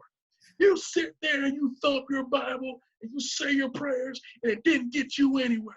Talk about your Psalms, talk about John 3:16. Austin 3:16 says, "I just whipped your ass." And then you can hear Vince McMahon on commentary. Oh, I'm sorry, folks, for the language. but Stone Cold hears him. He's like, "Shut up." Yeah, right? Yeah, he did. Shut up. Yeah. Like, I don't care if it's Davey Boy Smith, Shawn Michaels, whoever, they're all on the list, and Stone Cold's list. Steve Austin's time has come. And when I get the chance, you are looking at the next WWF champion, and that's the bottom line, because Stone Cold said so. Came up with that shit that same interview, too. So also, it only took him 2 years. My father, at that moment, we was watching the King of the Ring at his house. My father, at that moment, wasn't invested in anybody else until that moment. He absolutely loved Stone Cold Steve Austin. This is a man from Panama. Yeah. And he's like, that's the guy. That's my guy. That's my guy right there. I don't care about anybody else. That's my guy. I hate Shawn Michaels. That's my guy. And after he cut that promo, his merch went sky high. The Austin 3:16. Oh, can we talk about that though? Because before Stone Cold, wrestling merch was like a picture of the wrestler on your shirt. Like when the Austin 3:16 came out, it looked like it was a cult or a club. You just had to know what it was about, so it stuck out. You saw somewhere 3:16 shirts, like, oh, you saw the thing I saw, cool, as opposed to being, oh, that's Randy Savage. Okay. Yeah. One thing that I would say for a wrestling fan that is indicative of who was the guy at the moment, look in the crowd at the wrestling shows. Now, keep in mind, the merch is everywhere. You can see, like, remember during the Hogan days, all you saw was yellow and red everywhere. During the Bret Hart years, you saw fucking pink and black. Austin years, black and white, all day skulls, Austin 3:16 in different colors and letters and shit. You saw it everywhere. Who was indicative of the man. But Austin himself, like I said, he never had any merch. And then apparently the merch dude kept bugging him like, Steven? That's what he kept calling him. Steven, do you have any ideas for any merchandise? And Steve was like, you damn right I do. So, like, just say the Austin 3:16 on the front, put a skull on the back of that shit. Actually, he had to get permission from the Undertaker. Yeah. Oh, yeah, because apparently they felt that the skull thing was part of the Undertaker's motif. He's like, yeah, whatever. So, the skull in that, Stone Cold in that bitch, best-selling shirt of all time. Yep. You know, Undertaker was like, as long as I get my cut. You can have it. So that's the great thing for a about nominal the fee. That's the great thing about the Undertaker. He knew exactly a meal ticket when he saw it. He never steps in the way of anything. He's like, oh yeah, we all can make money off this. Well, and since we're talking about the business here for just a second, I know we kind of glossed over it, but one of the biggest all-time screw-ups for WCW was letting Steve Austin go, because he started out there. They just never. I know everyone blames, what was his name? Fucking Vince Russo. Well, and they blame Vince Russo too for a lot of problems. I know Eric he takes a good chunk of the blame as well. But they underutilized him. They never did anything with him. And then letting Triple H go. I mean. Yeah. Terrorizing. What were you gonna do with Terrorizing, yes. Terrorizing. Come on. Terrorizing. What were you gonna do with that? Terrorizing. Yeah, I was actually about to say that, AJ. Like, freaking, like, the thing about it, you are right in aspect of eventually how both guys will usually end up, whatever, as becoming new stars. However, at the time when both of them were at WCW, it wasn't really doing nothing with them, and they really didn't have the charisma that they would eventually have. It would take both of them getting fired for them to really find their foot. But I think a big that has to land on Eric's shoulders, because he's in charge of creative, right? And even when Vince Russo is in charge of creative, like, you're given talent. Like, this is one of the things you and I talk about. We're not talking wrestling. We're just talking movies or TV shows, whatever the hell it is. You, if you're going to be in that creative role as a writer, director, creative director, anything like that, it's your responsibility to figure out how to get the best out of what you got to work with. And when you let talent like that waste away to the point where they go somewhere else and they go around and get big, that's on you. I mean, it's like, we always talk about, like, what ruins an actor or ruins a director in town isn't making a bad movie, it's passing on a hit. That's the same thing in wrestling. They passed on a hit. They had two extremely talented people that were contracted to them, and they just busy, don't have the vision, whatever it is, they let them walk. And that was a huge chunk of what helped Vince McMahon eventually end up bringing everything back around, and we'll get to in a second. But but in their defense, they didn't know.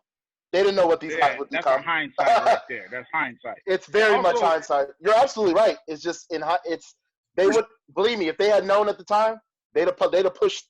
Eric would have probably pushed Stone Cold to the moon. You know what I'm saying? Yeah. Also, you got to understand the networks that they're on.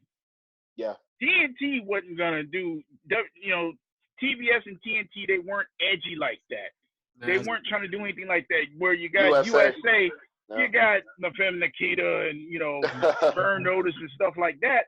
It's like they're edgy, so you got to take it to that level at that time. Yeah. TNT had the Andy Griffith Show. Yeah. That whistle. They eventually got. Trying to be Family Network and shit. The Andy Griffith Show was still on. It's a bop. Yeah. Listen, they were still doing Hanna-Barbera wacky races during that time.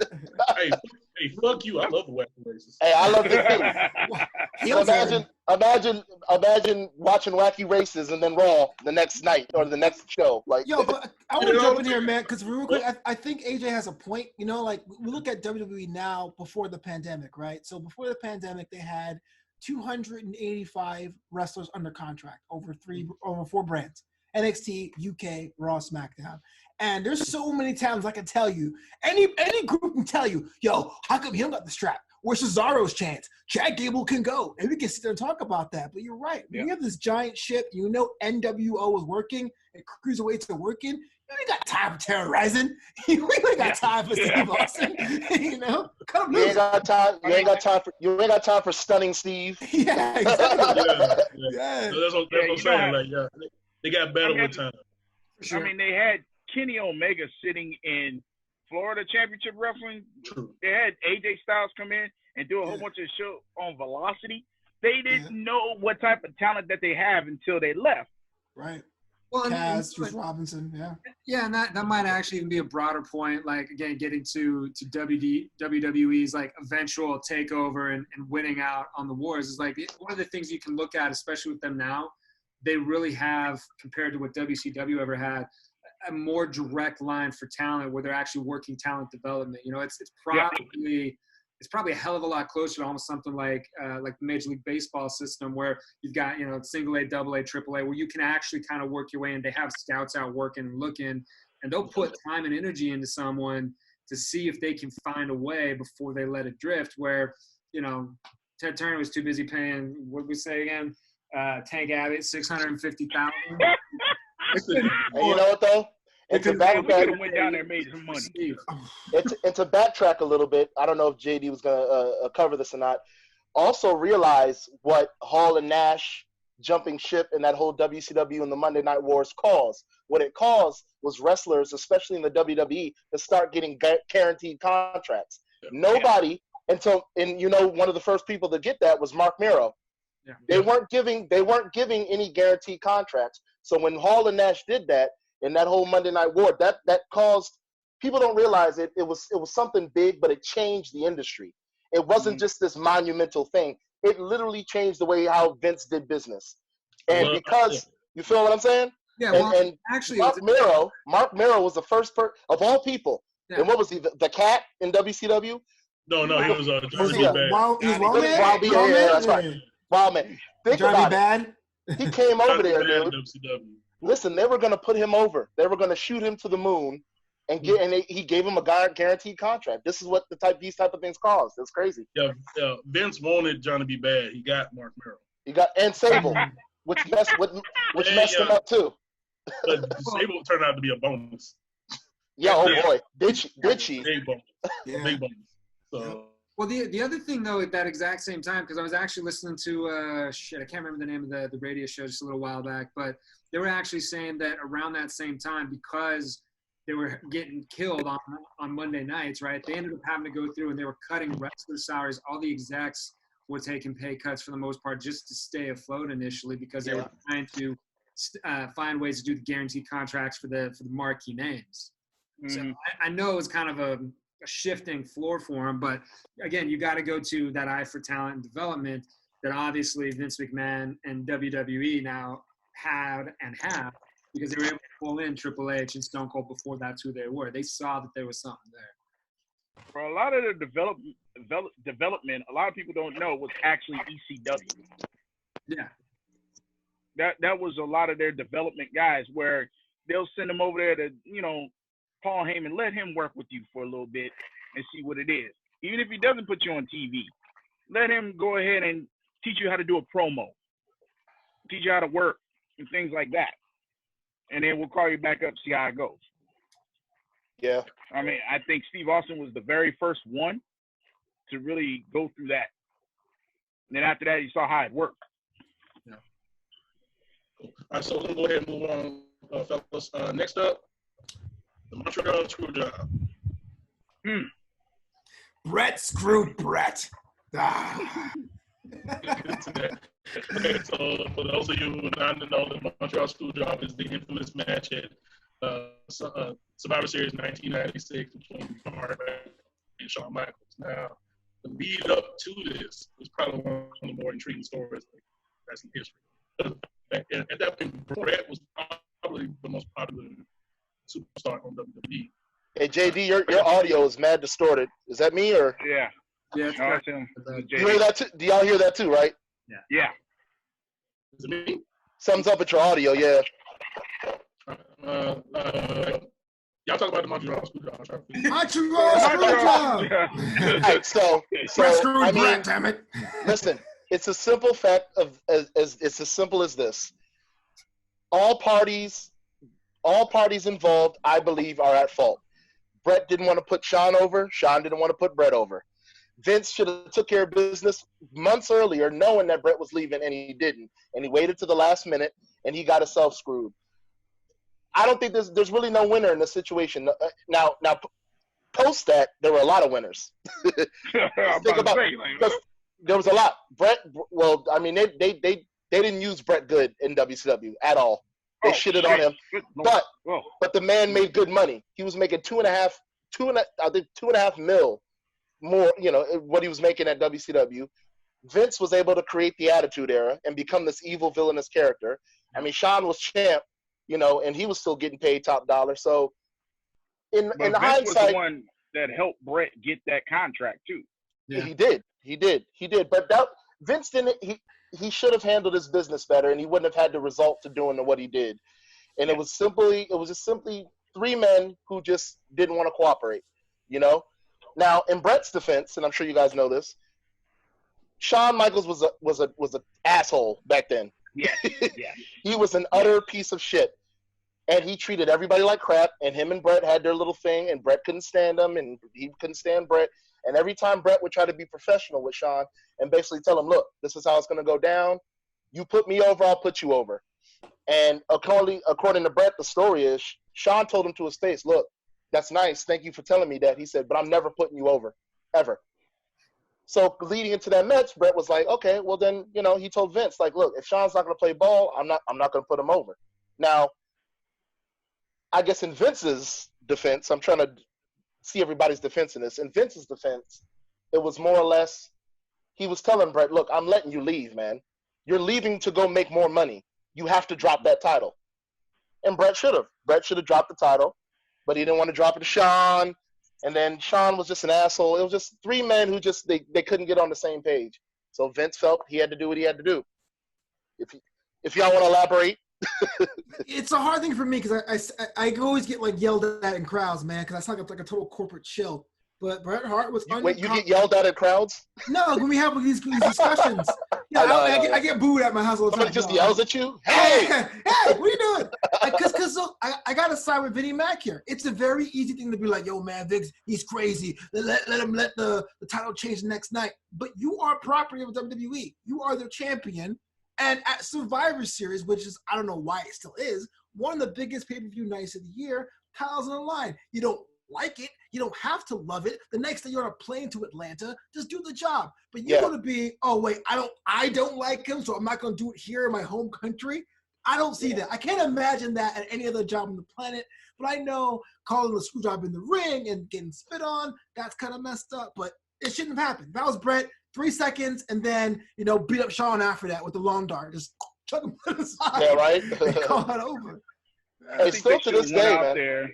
I think they should have went out there and put on an absolute fucking classic, and Bret Hart just lose the match. It would have been better off for all parties involved if Bret Hart would have just went on and swallowed his pride on this one and just went on and take the L. He would have been better off just taking the L in that situation, because there's no way possible that anybody else was actually going to be, looking great in this off that bullshit. I mean, Bret Hart, he looked like an absolute dumbass at the end of that. Once you realize he was pissed. Everything that happened. He was pissed. He was mad. I mean, he was mad. Oh, yeah. Yeah, very much so. And if anybody would have been in that arena that was closer to Vince, we talking about the Briscoe, Patterson, Shawn, Jim Cornette. They all would have got their asses whooped. And Jim Cornette, he always makes a joke. Jim Cornette always makes a joke during a shoot interview. He always says, because as soon as it happened, he saw the finish and he saw what happened. Because they had a meeting the night before, a creative meeting. And it was Vince Russo, Jim Cornette, and Vince McMahon. And Vince was on the phone with Brett, and then on the phone with Shawn. And Brett was like, I'm not putting Shawn over. Shawn was like, I'm not putting Brett over, da-da-da.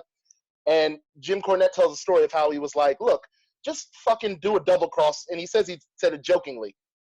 Yeah. And didn't know that Vince was actually to go through with it. So, but that wasn't really genuinely, he doesn't take credit for it. But anyway, the situation happened. And Jim Cornette said when he finally saw the finish, he said he didn't want to be nowhere in the vicinity. And he always makes a joke about how he believes he beat Earl Hebner to the car. Yeah. Because y'all saw Earl Hebner got the fuck out of there. He did. Yeah. Yes, he did. He got the fuck out of there. He told his brother to throw his gear inside of his car and be ready with the car running. Right. As soon as they hit the 3, you're going to see me come out. You're going to see me come out. And Jim Cornette said when he got to his car, he saw a set of headlights behind him, and he was like, damn, I beat Earl Hebner to the car. Damn, that's some goon shit right there. Like, damn, I thought I was the only guy out here. Earl Hebner's already out here. Where the hell's he going? And realistically, what was going to happen? Brett, Owen, even the British Bulldog, they were all pissed. But realistically, what were they going to beat up? They were going to punch out everybody up? Yeah, what are they gonna do? Yeah, they work. I guess so. And not to mention, you're in Canada. True. Very true. Get the hell out of there. Get out of there. Yeah, they got it. Jim Cornette said he went. The Hearts. Oh yeah. Oh yeah. The dungeon, that whole dungeon family. Yeah. Yeah, they got the fucking. The dungeon, right? Outcast Organized Production. I was gonna say, Killer Mike. Yeah, it was a weird time, man. Because I know a lot of times people are saying, man, because a lot of insider wrestling fans, the Smarks, whatever, always have this narrative like, man, Vince see now, he's out of touch. But people have been saying that for like 40 years, man. Like he was out of touch with rock and wrestling and the new generation and the Attitude Era, and now it's like he knows what he's doing, man. And you try to mess up his money, dude. He just saw Medusa take his title the year before to WCW and put that in a trash can. I paid for that. And that was Eric Bischoff's own career. She screwed up her own career behind that. Absolutely, but man. Hey, listen, Eric Bischoff told her, because it was his idea. He told, it was Alundra Blaze Medusa. He told her, he's like, I want you to know, it's my idea. And she was like, okay, I'll do it. He told her, he's like, you do realize you're done with Vince once you do this, right? He was like, you cannot go back to the WWE. He's not, And she was like, that's how mad she was. She was like, fuck it, I don't care, I'll do it. But he told her, like you said, he told her, you're about to ruin your career, and any bridges you have is done with him. Mm-hmm. She's in the Hall of Fame now, though, 20-something years later. 20-something years later. It took forever for her to get there. Alundra Blaze. It did. Alundra Blaze. When she threw the title in the trash, Eric Bischoff, it was his idea, and he told her straight up, look, when you do this, you're done. You're done. You can't go back. I'm pretty sure it took a lot of convincing from everybody else to say, Vince, let her in. What's that, some horchata? No. What, you got some horchata? This is the WWF Women's title. Hey! The WWF Women's title. I think that was a replica. Why did it look so small? No. That was real. That's how small that shit looked? That's how big it was. How did it? That was a real title. Yeah. That's how big the trash can was. It was it was just a really big dumpster. My favorite time frame for Alundra Blaze was when she got implants. Oh, okay. I became a man that day. Oh yeah, she was Medusa. Oh my God, yeah. She had them. She was done barbecue sauce meshes. Mm-hmm. I mean, that was during the time. That was during the time all the divas was getting breast implants. Chyna, even Stephanie. Stephanie McMahon titties got big. All those Stephanie McMahon. Thank you. Since you brought that up, Stephanie McMahon. Thank you for segueing to it. I was gonna talk. It's titties. We gonna talk about titties. Talking about the divas now. Yay! Yeah. Okay, now, first off, Sunny. Homewrecker. Yeah. Now, at the time, Sunny was like, yeah. Okay, can I get my shit out? She's a homewrecker. I agree, but let me get my shit out. Go ahead. Yeah, like I said, at the time she was, AOL's most downloaded woman. Actually, they fact checked that shit. Apparently, it was like either Pam Anderson or Cindy Margolis. Cindy Margolis. Yeah, Cindy Margolis. Yeah, that was the actual chick. But he said that with so much confidence. Cindy Margolis. Yeah. I'm a man of a certain age. I'm just. Yeah. But she was close, but she wasn't like the number one. You know what I'm saying? But they played that shit up a lot. She was on a lot of different shows. She was like on Singled Out. Did a couple things like that for MTV. Yeah, she was high for her time. However, she had a tendency of being an attention whore, among other things. And she screwed over Chris Candido. Rest in peace. She screwed her husband over. She did. Chris Candido loved her. Candido loved her. And she treated him like shit. Like shit. She's paying for it now too. Yeah, because she looks like shit. Yeah. So and she's still doing porn. Yeah. Yeah. I think she has like an OnlyFans now. Yeah. Yeah. Same. Oh God. But getting to that, her guy at the time was Chris Candido, and they were rest in peace. They were part of the tag team, the Body Donnas. She was Sunny, he was Skip, like Zip and Skip and shit, like whatever. Yeah. Skip and Zip and shit. Yeah, whatever. Zip and shit. Zip and Skip and some shit like that. Yeah, there's some shit like that. Yeah. No, anyway, she came in there. She was different because in fact she's a very pretty woman. She could talk her way through some shit. You know what I'm saying? She had a great body. She's one of the first ones to be all in bikinis and shit, and they put her all in the Raw magazine. So she had a significant presence, and she was actually the first one they referred to as a diva. You know that's right. Yeah, so fucking Sunny made an impact. However, the chick that came after her made a bigger impact. Sable. Mm-hmm. Since we talked about Sable earlier, the wife of then Mark Merrow, the wild man Mark Merrow. She came out with him, and she would come out to the matches in like the fucking skin tight, fucking cat suits and shit, and like fucking like she didn't have much of an ass, but she had a great upper body. You know what I'm saying? She's very pretty. You know what I'm saying? And basically, there was times where they didn't really have shit for her to do. She would just come out in the bikini and like model like a t-shirt or like model the WWF perfume or some bullshit. Or just like come out as a valet. She was a valet for like everybody. And she got a huge fucking pop, huge reception. And Vince and fucking both Vinces fell in love with her. Yeah. Vince McMahon and Vince Russo. Yeah. Yeah, and they both admitted. Much to Mark Merrow's dismay. And to Sonny's dismay as well. Because that ruined Mark Merrow's career and Sonny's. Oh yeah, exactly. Yeah, because she got over like fucking crazy, bro.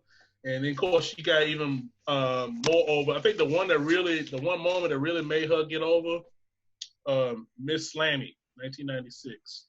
But she came in that bitch in a bikini and she killed everybody. And they had all the chicks come in bikinis. It was Sunny, Marlena. Marlena was close though. She was bad in that shit. But Sunny Sable just blew their ass out the water.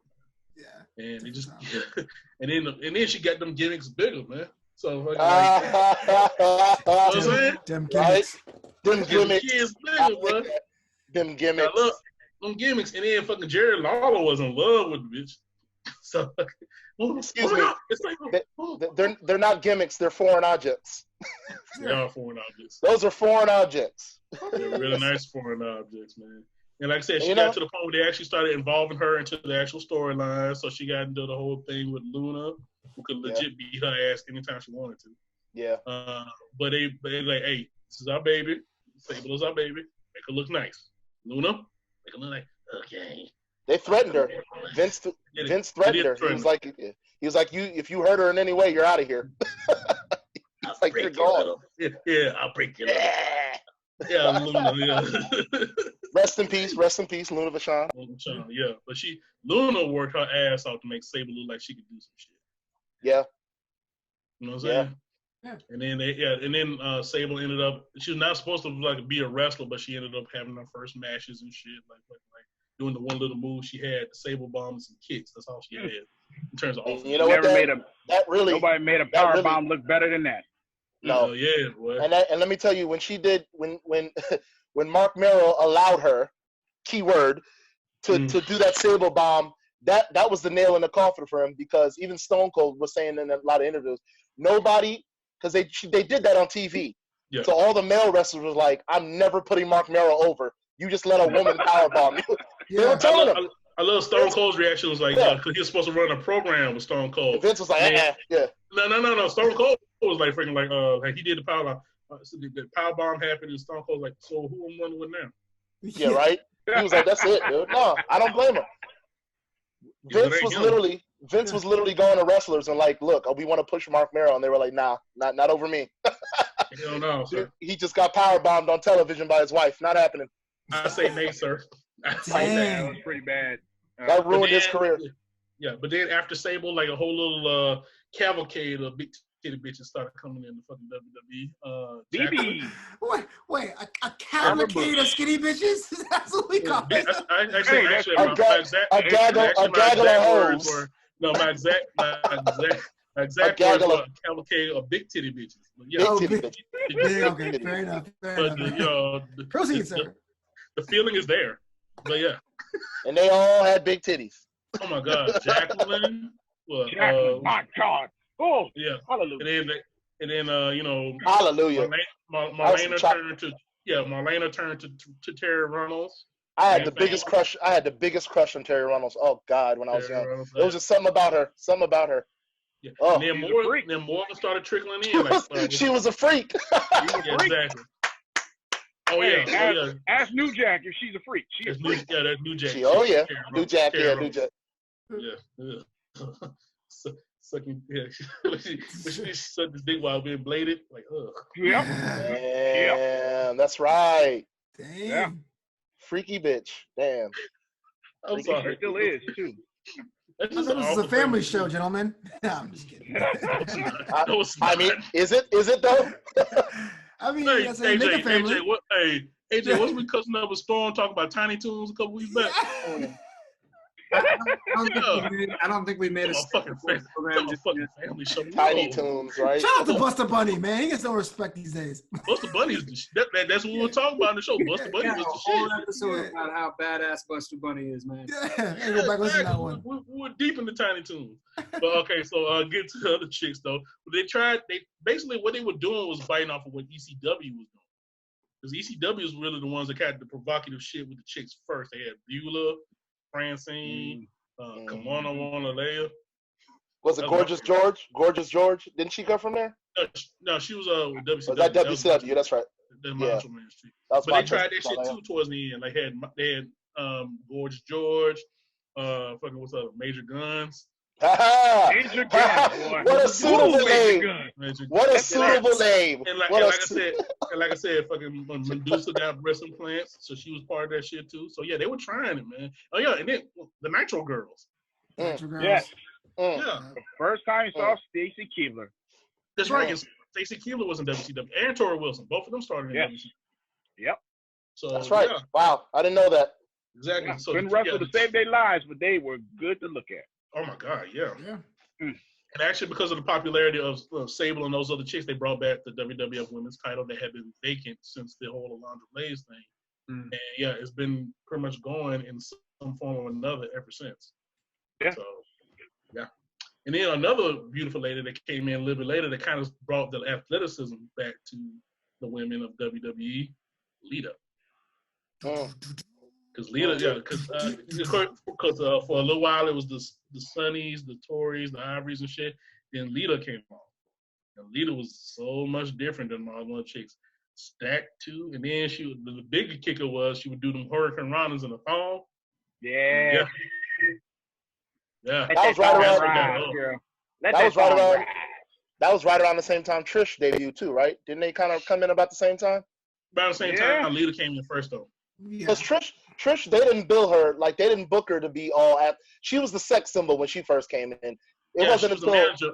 Yeah, she was manager for TNA, testing out. TNA, because when Lita came in from the jump, because she came in with S.A. Rios, remember? Yeah. And then she went with the Hardys, Team Extreme. So, like Lita, when they brought Lita in from the jump, she came in as a wrestler. Trish was eye candy, and then they started pushing her as like a wrestler, like a little bit later after the whole TNA thing, and you know what I'm saying, and that whole. She was another boy. I had a wet dream about Trish once. I really did. I listened. Okay, this is a family program. I listened. Talking about that later. We are. Was it last week playing? Like what? Why'd you say it like that? Larry, we're not going there. Listen. I love how we talk. Hey, bro, you hear on my voucher? You making me look bad. We're not going there. We're not going there. I love how when I say wet dream, the buck stops there, but everything before that. Yeah, because you are having a wet dream. That's what I'm talking about. Yeah. But it was Trish. Okay, anyway. I get it. I understand, but no. Still no. Still no. I actually was a Lita person because I didn't have cable in those years, so I would get like tapes from buddies. But then I would stay up late for Saturday night to watch WWE Jacked or Metal. And he had S.A. Rios every week, you know, and you're like, oh, wait, she's doing the same thing he's doing and whatever. And she had the thongs out, and I was of age. You know what I'm saying? Hey, they didn't give that guy much credit. S.A. Rios was dope. He was a really good high flyer, dude. He was dope. It kind of pissed me off as a kid because he was good on Saturday nights, but to get Lita with Matt, they had to like make him an abusive. Yeah, it was weird. They had to turn him heel. Yeah. All right, now I was out for a little bit. Did we talk about Vince Russo yet? No. Kinda. Not really. Not really. Well, let's get into Vince Russo. Just as I'm looking at it here, because I know we got everybody on for about 2 hours for tonight. If everybody's willing, I think we should probably try to plan, maybe do a part 2 at some point. Yeah, let's do it. Okay. I'm down. I'm down with it. How much time do we have left? I mean, I'll go as long as everybody else wants to go, but I know we promised everyone we try to keep it around 2 hours. I know people got stuff to do, so you want to go another like 15, 20 guys? It's a pandemic, AJ. What do we have? Hey, I'm trying to be a good host. I'm sorry. What we have stuff to do? No. I know there are people still with other obligations. So I know. Safety is essential. I kid. Sure. It's about wet dreams. Sure. Wet dreams, yeah. Y'all ain't never gonna let me live that down. I should have never. Hell no, I should have never. Out there now. Listen. Trish was sexy. Damn it. I agree. She still is. Exactly. Yeah. She still look good. My wet dreams with her, but yes. I was a kid, JD. So was I. You make it seem like this happened yesterday. I was 13, nigga. Motherfucker. She was definitely my first white girl crush. No. She was definitely my first white girl crush. Mine was Sable. I was a Sable very before. Yeah, but I like ass. That was just mine. I like ass. Actually, you know what? My first white girl crush was actually unwrestling related. My official first white girl crush was Neve Campbell from Scream. She was so cute to me. I was team Neve Campbell. I had a thing for fucking what's her name, Topanga. Topanga. I kept looking at her as like she can't be all white. Yeah, Topanga, like they can't be all white. Topanga, yeah. And that's a black name. It's something there. Yeah, it's just a body. I can understand that. And her name was black as fuck too.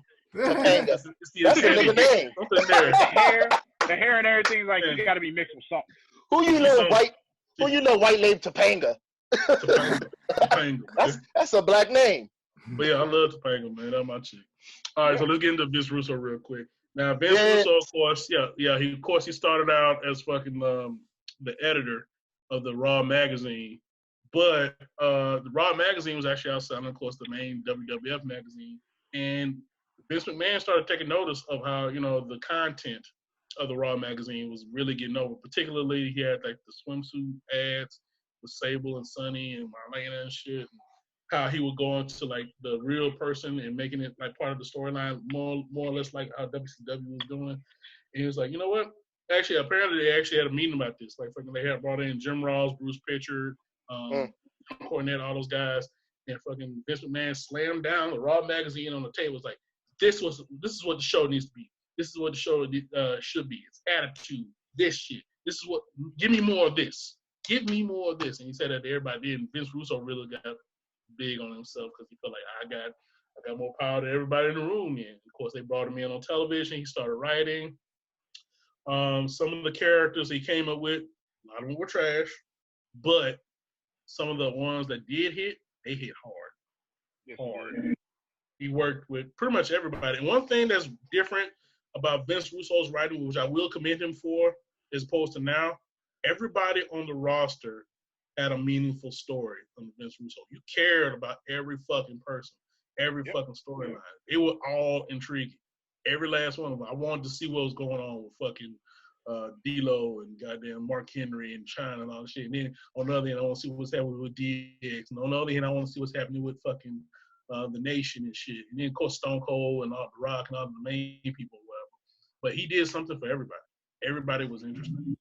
One of my favorite podcasters made a point of saying, he's a wrestling podcast, he's a Solid Monster.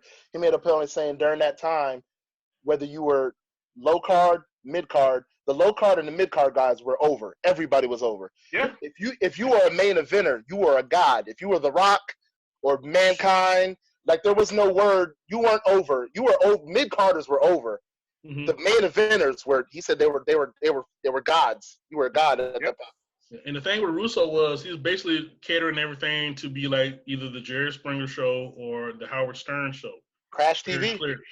Crash TV. Very clearly that's what he was going for.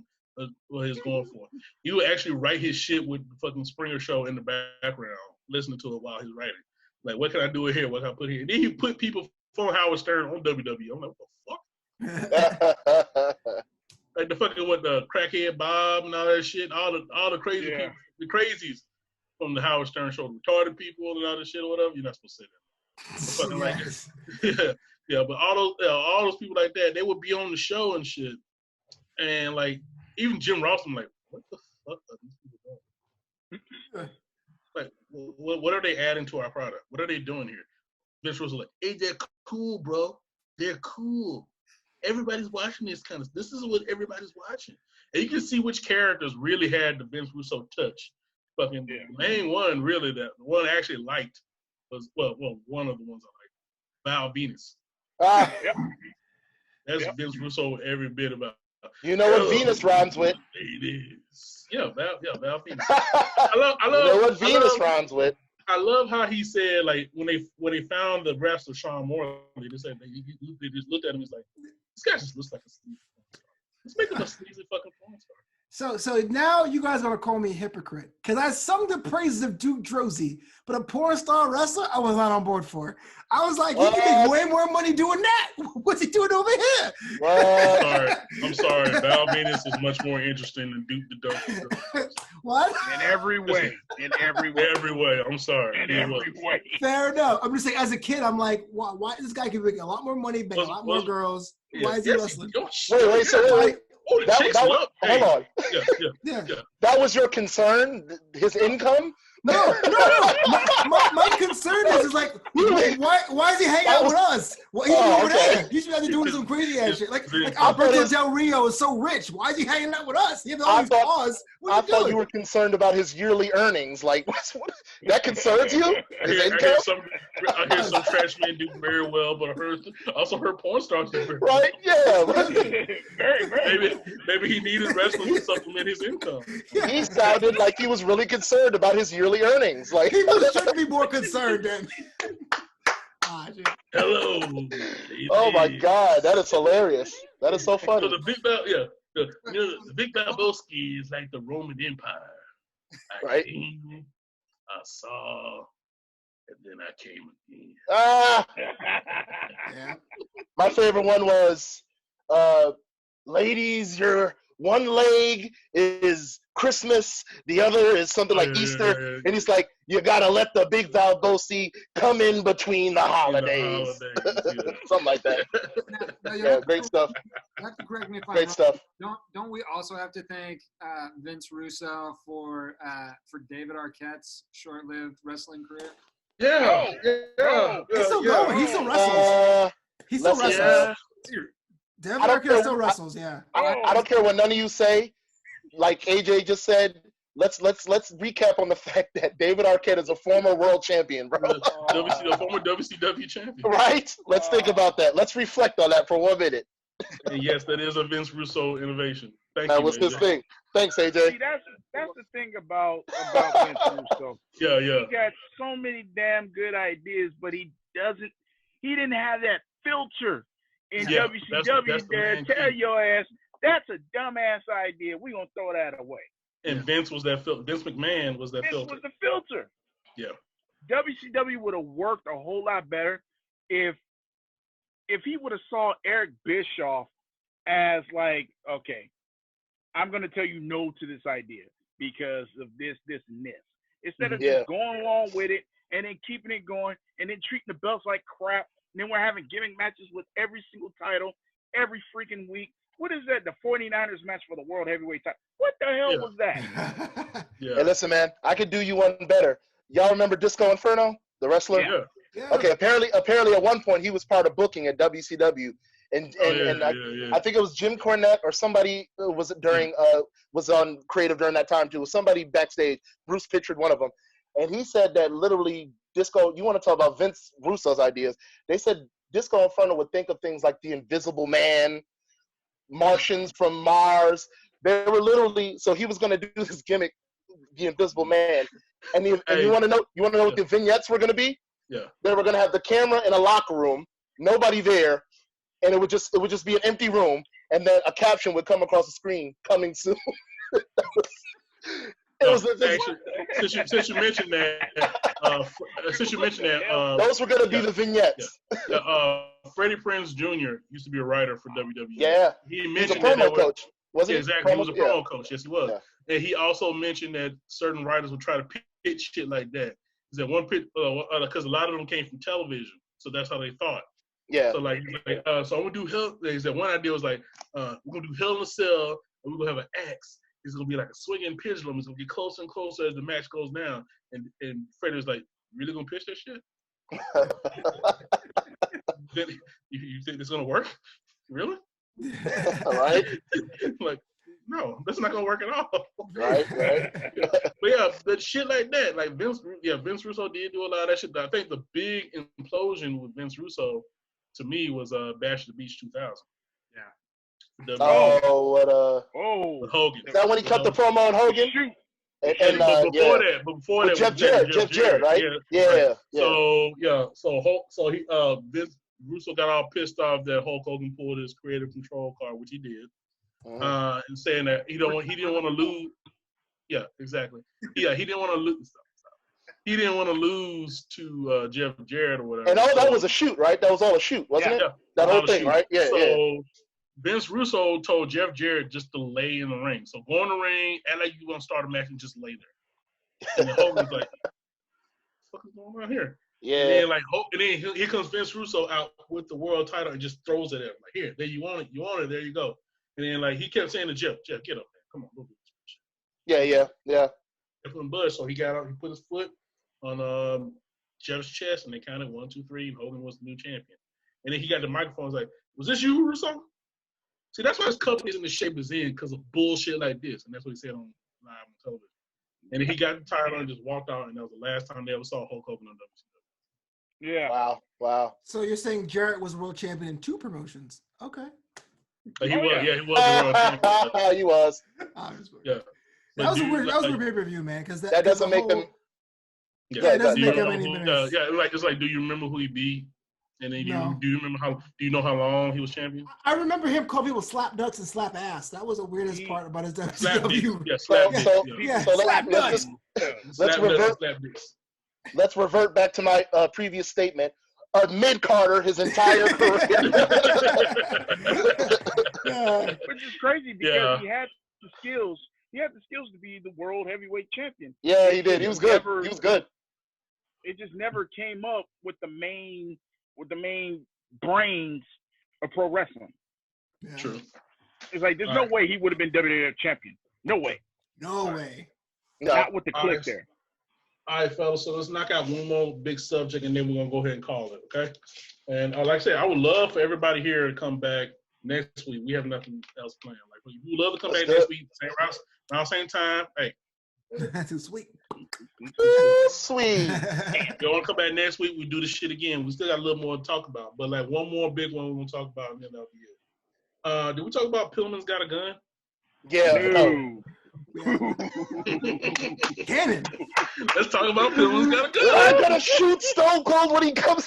He had the gun. Exactly. Oh my God. Pillman's Got a Gun. So on the November 4th edition, 1996 edition of Monday Night Raw, that was the funniest shit in history, bro. Stone Cold Steve Austin and Brian Pillman got into a big beef at Brian Pillman's house, and the interview was supposed to be like Kentucky, but the fucking caption on the actual shit was so like some other place. That was so ridiculous. Oh God. It's supposed to be like it's supposed to be some like Minnesota or some other place, but like the shit said Kentucky. So. So basically, my God. Brian Pillman is sitting in his house, like fucking just whacked out, pissed off at what's going on with Steve Austin. And Steve, if Austin 316 is gonna be Pillman 9mm thing now, like coming out with a gun and shit. What the fuck? House, Steve. And nobody saw nothing like that on wrestling up to that point. Oh my God, no. And then I was concerned. I remember the killer. Oh my God. Yeah, I thought it was all like, okay, this lost control here. This lost control. This shit is about to go down. Because they had Stone Cold outside trying to get in this dude's house.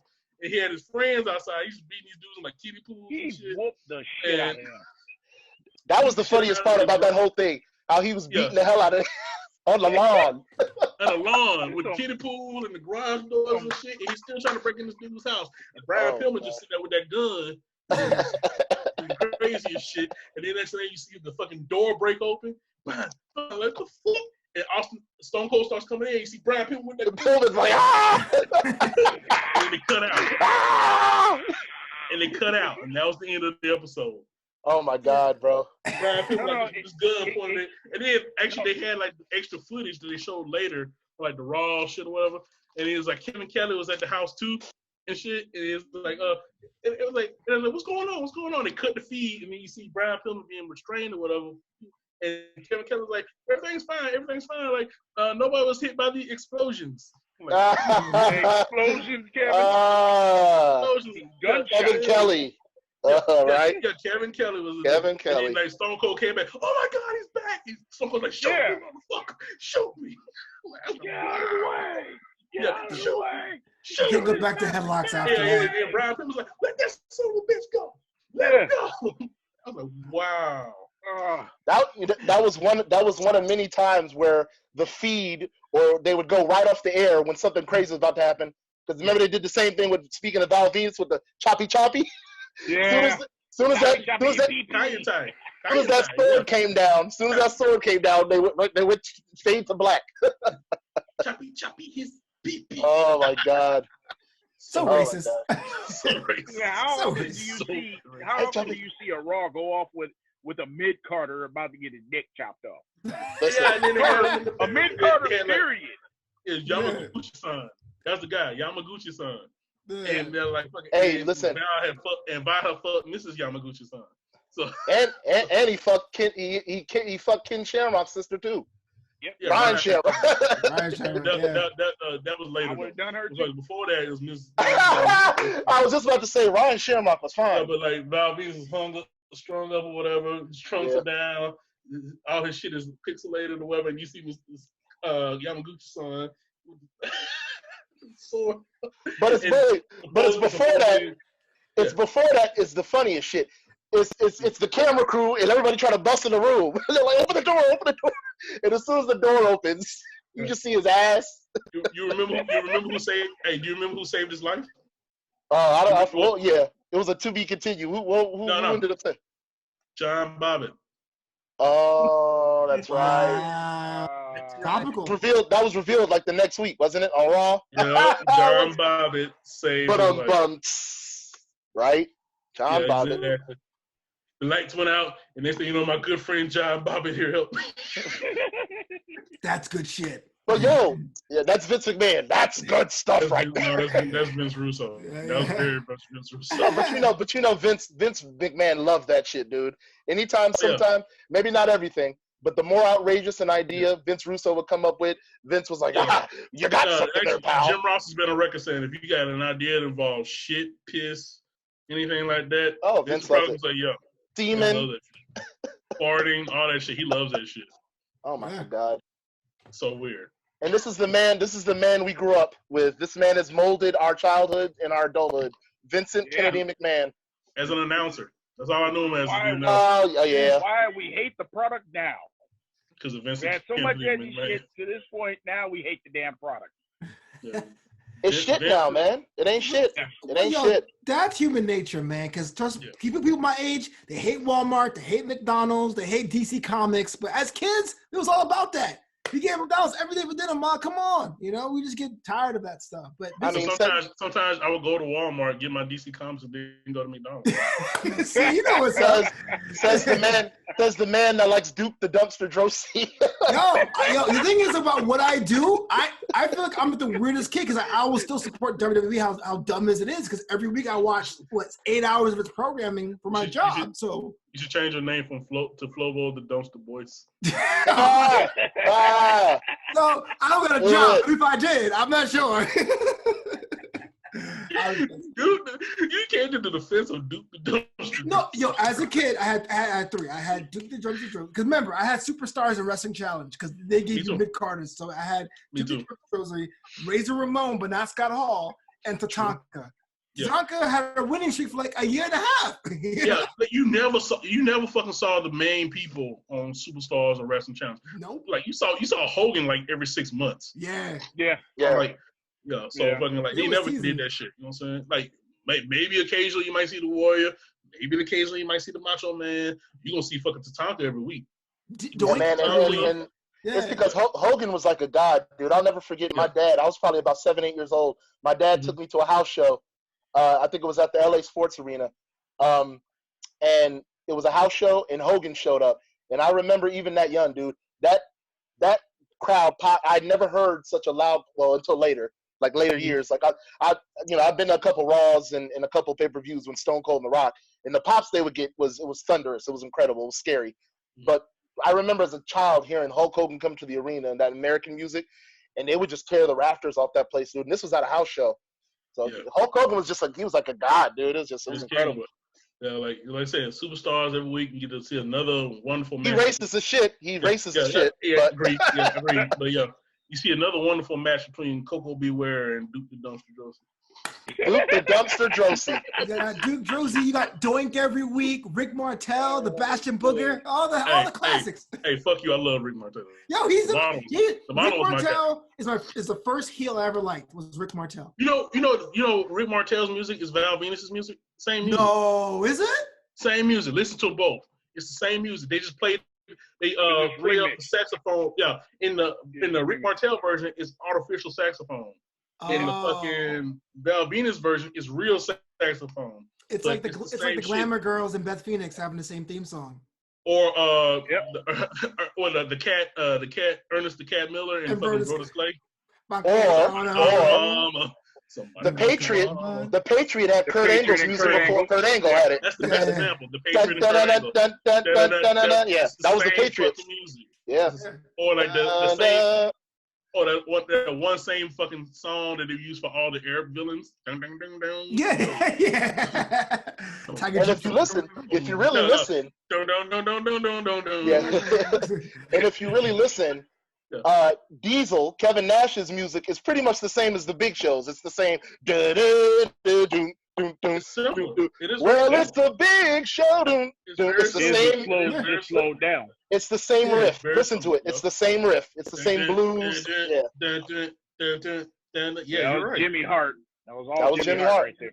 Actually, somebody pointed this out. I think it's Bruce Pritchard. You can tell which songs in the old days were Jimmy Hart songs because they had lyrics. Sexy all Boy. Songs back in the day that had lyrics like the Honky Tonk Man, Shawn Michaels. Shawn Michaels is the best example. Just a sexy boy. That's Jimmy Hart. And the Honky Tonk Man, fucking, I'm just a Honky Tonk Man. Just a Honky Tonk Man. And another great one, the American Dream Dusty Rhodes song. You know what I'm saying? I'm just a common man. That shit. All the ones with lyrics are Jimmy Hart shits. Everything else is Jim Johnson.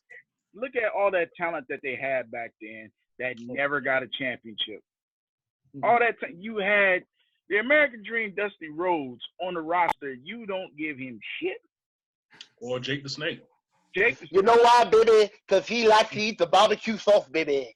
And when he does it well, baby. Yo, hey, Jake the Snake had the hardest music. That's the rules, baby. That shit sounded like the fucking Oh,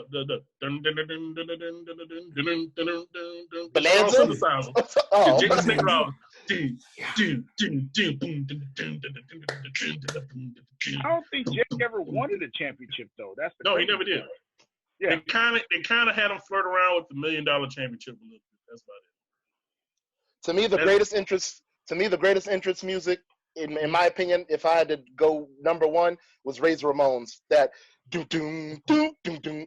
That beat was just. As a kid, I was like, "Yo, this shit is hard!" Like,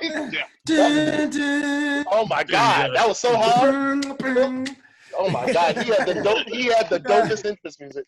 The dopest. Razor Ramon had the dopest, but of course, nobody really beats the Warrior though. Oh, that dude was running so fast. I was like, "Yo, slow down." Own up, chest is like this. He made a point of saying that. He said he would blow up before he even started the match. He would already be blown up. He did it all the time. He always blew himself up. Yep. That's why his match was so fucking short. Like, all right, let's finish up. Like Goldberg. We got to get into Goldberg too. We definitely got to get into Goldberg. Yeah. All right, match over. That's why him and Andre the Giant's matches for like 30 fucking seconds. Part of the thing you got to do with wrestling, you got to remember, it's not exactly something where they spend a lot of time on cardio, right? They're not going running 5-10 miles. So that rundown. It depends on the person. Ric Flair was very big on cardio. Yeah, huge on cardio. And his body showed it. You can't compare that to Andre or a Warrior. Listen, Ric Flair looked 50 when he was 20. Yeah, he did. That's true. Like Ric Flair was born old. That dude was born old. Hey, we get into this next week. WCW, one of the things we got to look at, dude, so much of their talent was already old. I mean, Hulk Hogan was in his 40s. Randy Savage. Macho Man, yeah. That's what I'm saying. Like, a huge chunk of their talent, part of what made them good, right? They already had that branding built in that they could bring with them. But that also translates because people forget you're essentially watching stuntmen act for the entirety of the show, and it's a live performance. So, I mean, that's one of the things that's going to end up weighing on them and weighing on their ability to do certain things. I mean, they're still hella world-class athletes, you know, probably with a little bit of juice or something else. In the ain't no problem in it. There's some juice in it. Yeah. Ain't no problem. Right. That's going to weigh on them. I'm convinced that the entire 80s locker room was roided up. They were juicing. Yeah. Hell yeah. All of them. All of them. Oh, that's my favorite story of that shit is Kurt Hennig will fuck with the Warlord, and he would tell people like, hey man, go to the Warlord and be like, hey man, you feeling all right? You good? You look sick, man. And the people would do that shit, and he'd be all self-conscious. He'd be like, hey man, stick me up right now. Stick me up right now. And then, get the steroids ready and have Kurt Hennig put the shit in them. And then Kurt Hennig did it one time, and then like he pushed the plunger down, and shit like spurted out or whatever. He's like, "Hey, bro, I think."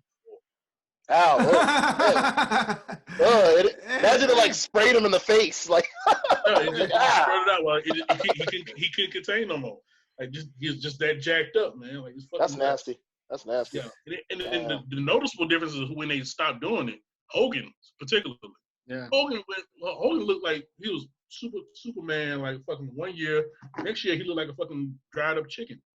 Yeah. He looked like a straight up rotisserie chicken. Give him the strap. He not. Give him the strap. All that. He lost Put all the that belt on him. Yeah, he had the height, he had all the other shit, but he lost all that fucking mass. I felt that way about Chris Masters when he got off several ways. He was like half the dude he was. It's like you can't do the Master Lock challenge doing it easy, you know, like. Same thing with Luger and all those guys, man. Yeah, Luger. Well, hey, they saying that about The Rock. Like, The Rock was always in good shape, but he is like ripped now, bro. Yeah. They saying The Rock is juicing. I don't think he is, but I can see why they say that. That's all HGH. Yeah, I was You gonna think say so? minimum Yeah. HGH because all those guys in Hollywood do it. I mean, you watch like give him another 5-10 years, his head's gonna get bigger. Yeah. Look at a good example of who using that shit. Look at Stallone. Yeah. Stallone was famous. Stallone's an advocate too. He's an advocate. Yeah. Schwarzenegger? Was Schwarzenegger using that? Yep. I think. Yeah. Arnold? Yeah. Absolutely. But look at specifically look at Stallone's hands. Yeah. Okay. When he was young, and he was doing the whatever shit, they look regular. Look at his hands now; they're like fucking frying pans. Damn, you observant as shit, dude. Look at his hands. Notice him, dog. Look at his hands. Look at his fucking freaky ass fingers and shit. This looks weird. And even you can even hear it in his voice. His voice got deeper. You already couldn't understand the motherfucker. You really can't now. You can't hear the Adrian. Hey, Jim Carrey used to do the best impression of him on A Living Color.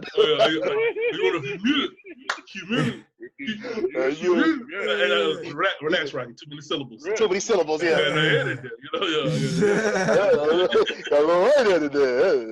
I think I died the tiger. You got the eye of the tiger and the IQ of a lima bean. We